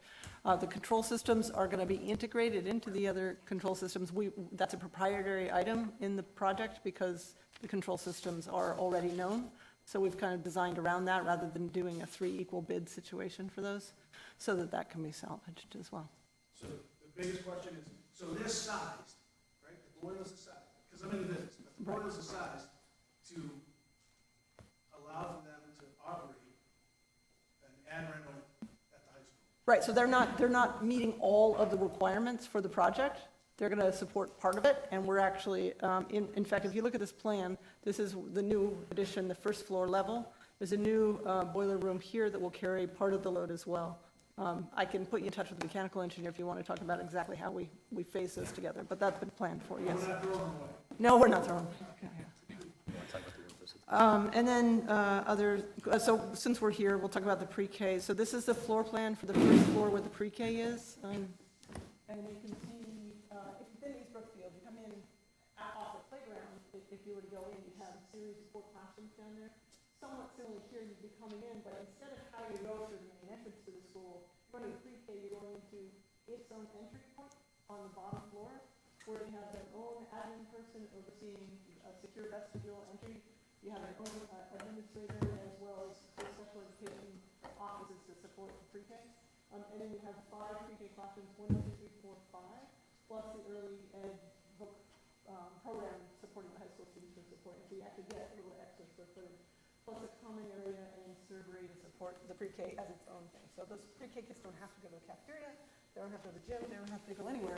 They have their very own school attached to the school. But they do have the advantage of what the high school offers should the school want to take advantage of connections. You know, those are there. But it's secured and has its own secure hallway connections, you know. So high school students would come downstairs to go in and support that. And then a secondary question? Sure. Maybe directed more towards. Excuse me, could you come back to the mic, please? Yeah. Thank you. Great minds think alike, Mrs. Brainy. I was just going to ask the same thing. I'm getting the signal. Sorry. Just to hop on the pre-K a little bit more, if you could explain to everybody the thought of bringing the pre-K to the high school, okay? Wait, 2 questions. And then if this passes and we see an increase in enrollment as far as the high school is concerned, I believe there's a section that would create an addition above the pre-K. So there was some concern of safety between that addition and the pre-K. So the point there is just that, and you can't quite see it here, but this, because we're trying to make the plans big enough. So here at the second floor, this is a classroom wing for the high school students. So the MSBA requires that you anticipate how the school would grow if it needed to grow. So the first floor, 1-story pre-K wing will be framed to allow this wing to extend over it should we need that space. So it's structurally designed to support a 2-story, but it's only a 1-story to begin with. I don't really anticipate that. I mean, I hope that you have a 300 student surge. That's unlikely, but there's a lot of capacity in the school, so I think it's got plenty of room. But should 10 years from now you get to the point where you needed to add to it for some reason, we've just anticipated that possibility. So you don't need any more ground space to do an addition. So. One question I heard asked, is about the windows and safety. And, we spent a lot of time in the visioning process talking about the safety of the building with EMS present, talking about things. And I think, windows they serve multiple purposes. When I think of the day-to-day school emergencies that we face on a semi-regular basis, we need to be able to see things from multiple points of view. If there's a medical emergency, we need to know where that medical emergency is. If kids are sneaking off and just misbehaving in a way that's not Fox News worthy, but it is worthy of, disruption to safety. We need to have those vantage points. As we are looking at the design and it keeps going, we do that balancing act of going, how do we keep everybody safe, but also make it so that we can see, so the adults who are in charge of ensuring safety can respond quickly if there's an emergency. So it's not a linear problem to solve. You kind of have to find a balancing act for the windows. What was the thought of bringing the pre-K to the high school, other than that pathway? Did you have some other than being it centrally located, possibly? I mean, I think it's a district program, and we're fortunate enough to have East Brookfield house that right now in their school. But because it's a district-run program, it should be run at a district-owned school. And I think it actually began at the high school when it first, and Dr. Hicks may know that, but I think Cubs Corner was operated at the high school at some point. And it's just, from a location standpoint, it's just easier for people to drop kids off. If you're in Spencer, or even East Brookfield, you're going by the high school. If you live in Spencer, to turn around and go to East Brookfield and drop your child off, and then come back and go to work in Worcester is just kind of inconvenient. So I think we're looking at housing that program in a district-run school that serves both communities, instead of housing it in one that East Brookfield pays for. thank you. Programmatically, Mr. Chairman, won't that help with the students who are training to be trainers and early childhood teachers, to be able to, instead of going to East Brookfield, being right in the building they're in for their training? I think that's a good point, too. Yes, Thank you. the CTE aspect was a lot of the work we did initially, correct, sir? Thank you. And whether it be Mr. Malone or others, there were quite a few people involved in that process I'm early sure, on. I'm sure. Yeah, thank you. I think we got them all, Mr. Fournier. Sorry.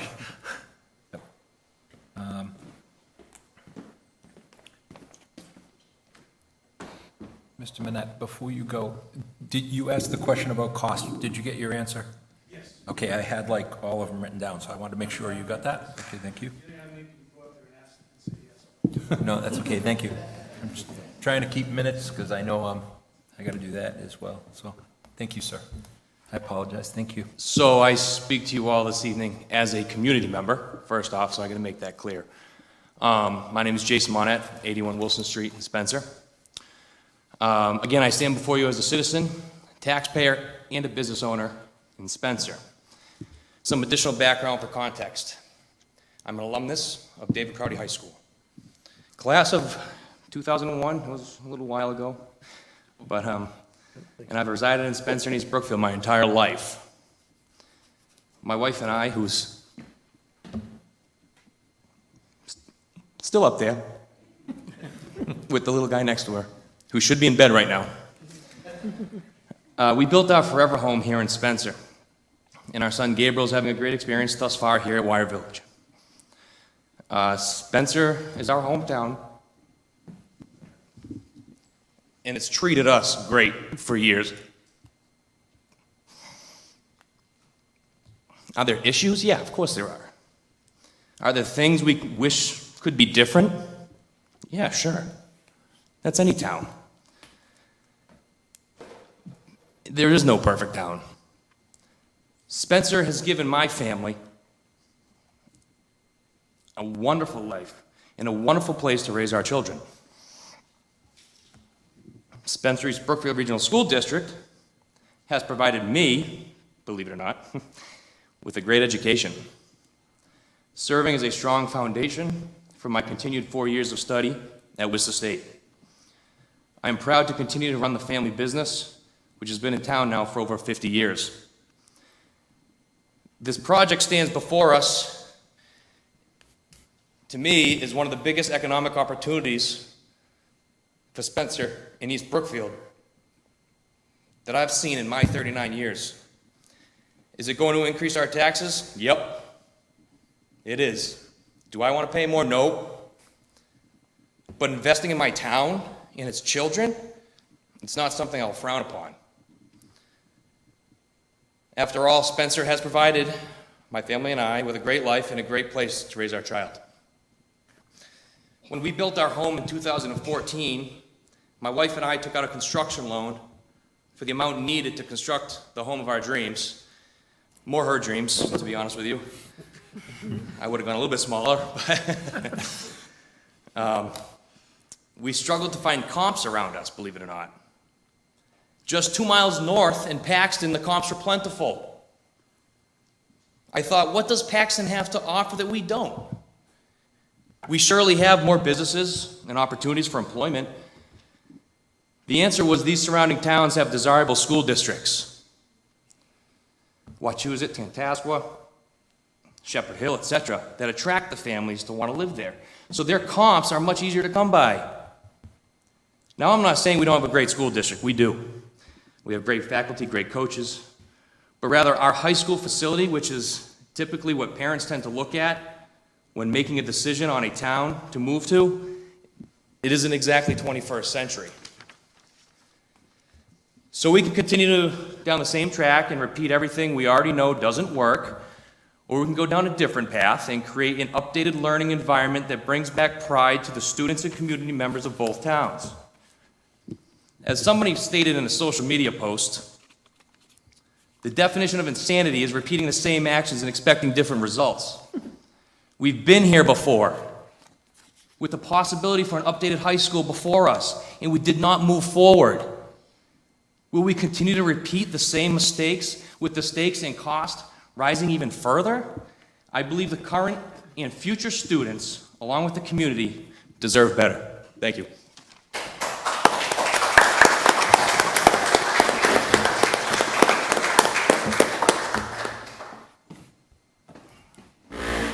Thank you. Other questions, comments, queries, or concerns, ladies and gentlemen, please. Sir? Mr. Nelson? Yes, it is. I have a question on sidewalks. From Greenville Street up to the high school, there's no sidewalk on that side of the street. Can that be put in either through the highway, the state, or the school? Because I see that a big safety issue. I see kids walking down that street, and in the wintertime, it is not a good thing. Thank you. Mr. Chairman? Sir. Mr. Dunn, Thank you, sir. And- selectmen in this town. Sidewalks, the state customarily doesn't help with sidewalks. And frankly, I've seen kids walking in the street when there are sidewalks. It drives me bananas, Gary, all right? It would be nice to have sidewalks there. The only thing I think is if there's ever a major reconstruction on Greenville Street, like what we're going to be doing on Meadow Road, that would be the time it would be done. But to go out and do sidewalks, we're limited in what we can do by Proposition 2.5. I don't want to bore you with it. Everybody knows, all right? And it takes about 2.5% a year to maintain what you got, salaries, benefits, et cetera. Sometimes even that isn't enough. So there's no plan, I'm not going to lie to you, there's no plans to do anything with it. But I do think if there's ever a major reconstruction, that would be the time it would happen. And that's all I can say. I wish. That would be something to throw in the mix and say, where can we get the money to do this?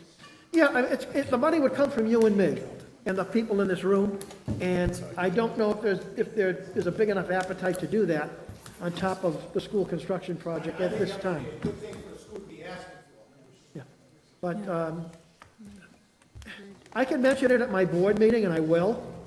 But that's about as far as I can promise you right now, Gary, but I will mention it at my board meeting. I will. You're welcome. Mr. Nelson, I've made a note of that, so it's something I'm sure through our experts, our technical experts. Yeah, but, true. But to be fair, I know our technical experts did do some layout and some rerouting, examination of different roads and different ways to enter the facility and the grounds. So I don't want to misspeak, but I do know there was work being done with the state to look at that because Route 9 and the sidewalk concern had been raised. I don't know if you have an answer for that tonight, Dory, but can we get that maybe for next meeting? We'll definitely keep working on it. So we have started the conversation with the Mass Highway, and it's a state highway. So we've raised the question about the sidewalk as well and looking at improvements where we're doing these curb cuts to try and improve it and are trying to bring that in. It wasn't something they were willing to work with us immediately because it wasn't a project they were taking seriously until we were kind of through this hoop. but we're definitely aware of the need for improved site circulation. There will also be, as a part of the next phase of design, a more comprehensive traffic study to really, try and address any other issues that we can address as a part of the project. So there's more work to be done on the roads. Thanks. Thank you. Other things, ladies and gentlemen, please, sir.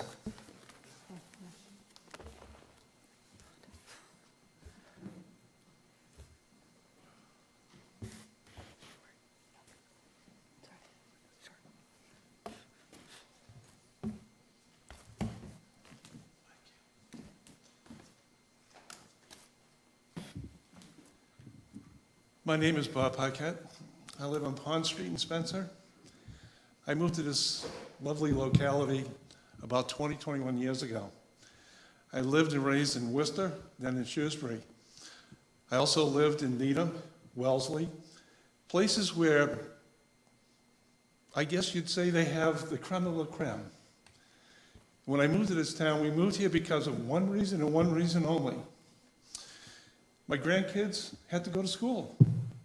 And the school system is one of the prime places. If you want to go and live someplace, you have to have good schools, good churches, good community. How can you have that when your building is so antiquated, so unhealthy? I don't want to spend more money. I don't have more money. But I don't have more money to spend on something that needs to be replaced or repaired. And so what you're doing here is great. The school needs to be rebuilt. The school that you're living in now, I lived in Shrewsbury when they built that same type of school, and Shrewsbury has replaced it years ago with a much more modern place. I lived on the corner of Sherwood and Oak, a very rich area in the time. My places, I lived near the Reenies, who was the head engineer of Worcester. My father was the head engineer and vice president of analytical systems engineering and worked for the U.S. government for 33 years. His boss was the president in the DOD. And I'm going to tell you right now, if he was here today, he'd tell you the same thing that a lot of other people have told you. This is the right thing to do. It is difficult to sit here and sell a product that you know that may not want to go over. But you know something? You're right. When I first started in the construction business back in 1964, a 2x4 went for 49 cents. What is it now? What is it, like $8-10? I worked for a gentleman called, out of Holliston and Hopkinton, and we built furniture. I taught actually at Bay Path. I taught cabinet making, and I worked that job. 3/4 inch oak plywood, $22, $23 for a 4x8 sheet. It's now up around $150. The thing is it's just going to keep going up. So doing it now makes perfect sense. Can any of us afford any of this stuff?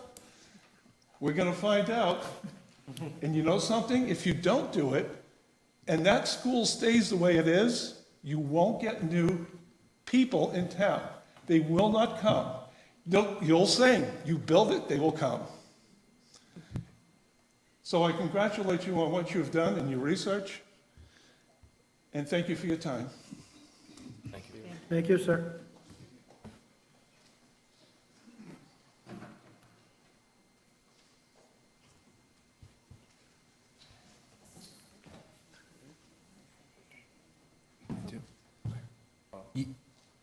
I'm sorry, yes, I apologize, ma'am.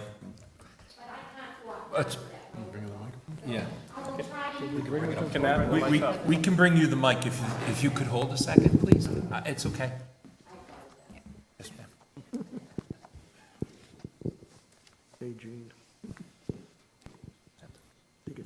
Thank you very much.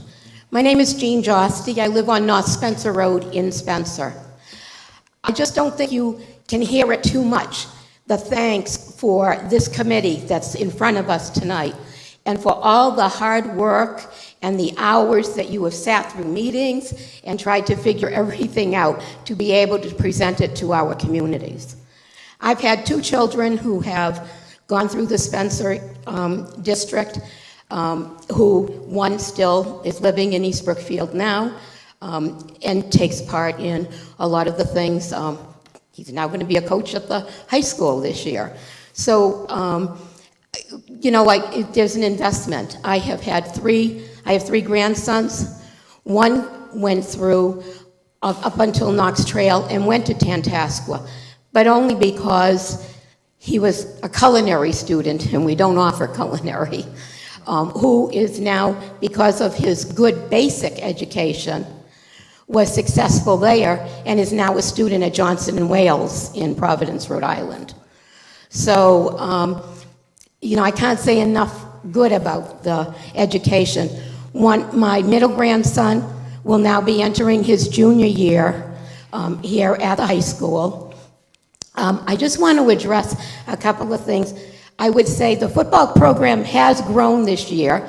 I got that directly from his mouth, that there have been 33 young men who have come out, and he's thrilled because now they can really have real practices. And that my take on them playing the Thanksgiving game with Martha's Vineyard was that Lester didn't think we offered, not that we didn't have players, but we didn't offer enough of a competition to them. But if anybody followed the program last year, they went on beyond the regular season. So I think there's hope there. I have heard a couple of kids are coming back from a couple of schools so that they can get some playing time here at Prouty.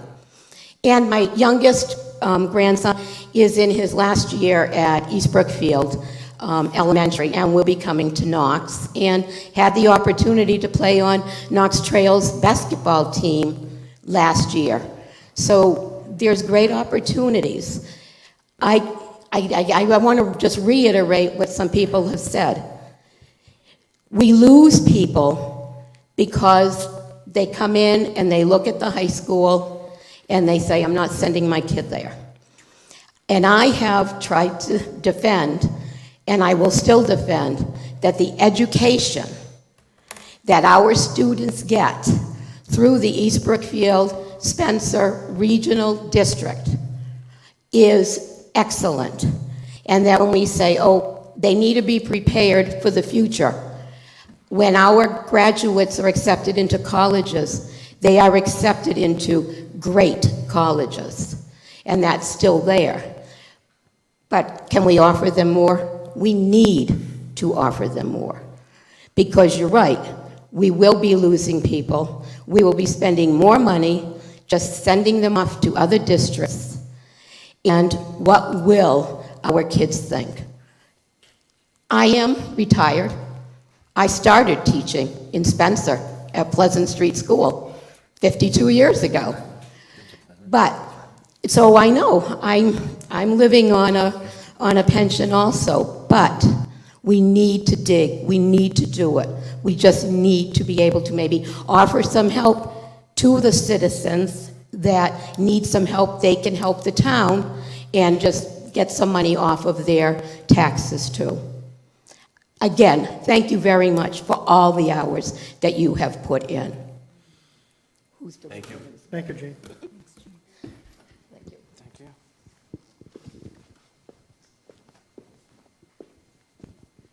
Thank you. I just want to take a moment, ladies and gentlemen in the audience. We have also one of our coaches and teachers in the audience this evening, who was recently recognized by the Mass Building Basketball Coach Association as the Coach of the Year for coaching Prouty this past year to a really incredible season. And as you mentioned the football program, I think I'd be remiss if I didn't bring up the basketball coach who did an outstanding job, Pat O'Connor. I'll echo some of what you said, Mrs. Josie, if I may. I taught many years ago in Uxbridge and met my wife, and one of us had to go. There was just no way we could work together. So I decided to be the one to leave, and I tell this story because one of the first invitations the senior class here at Prouty made to me was, Dr. Haye, we're going back to Uxbridge, and we're going to play Uxbridge tonight, and you should come. And I'm like, all right, guys, I promise I will be there. And I get there, and the varsity ends, and it wasn't a good outcome.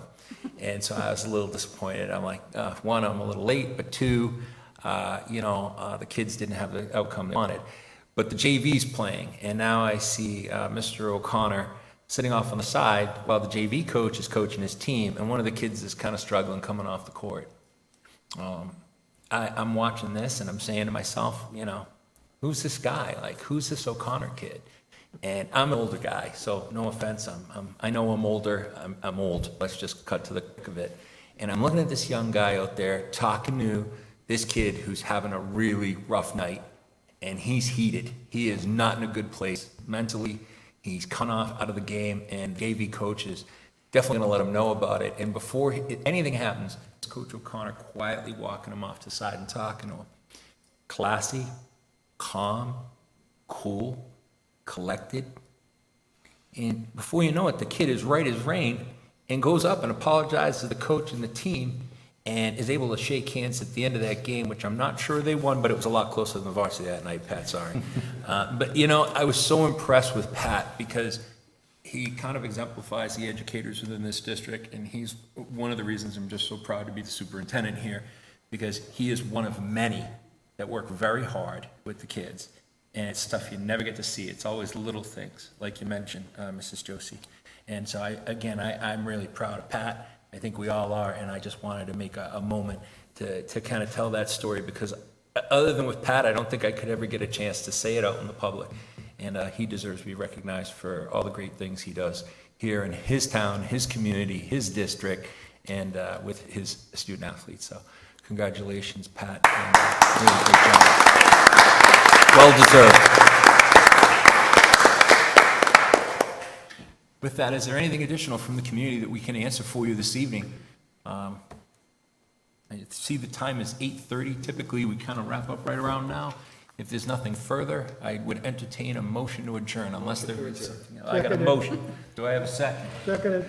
I have a second. I have a motion and a second. May I have a vote at this time without discussion, please? Aye. All right, I've got ayes across the board. Thank you all. Thank you, ladies Thank you and all gentlemen, for for making the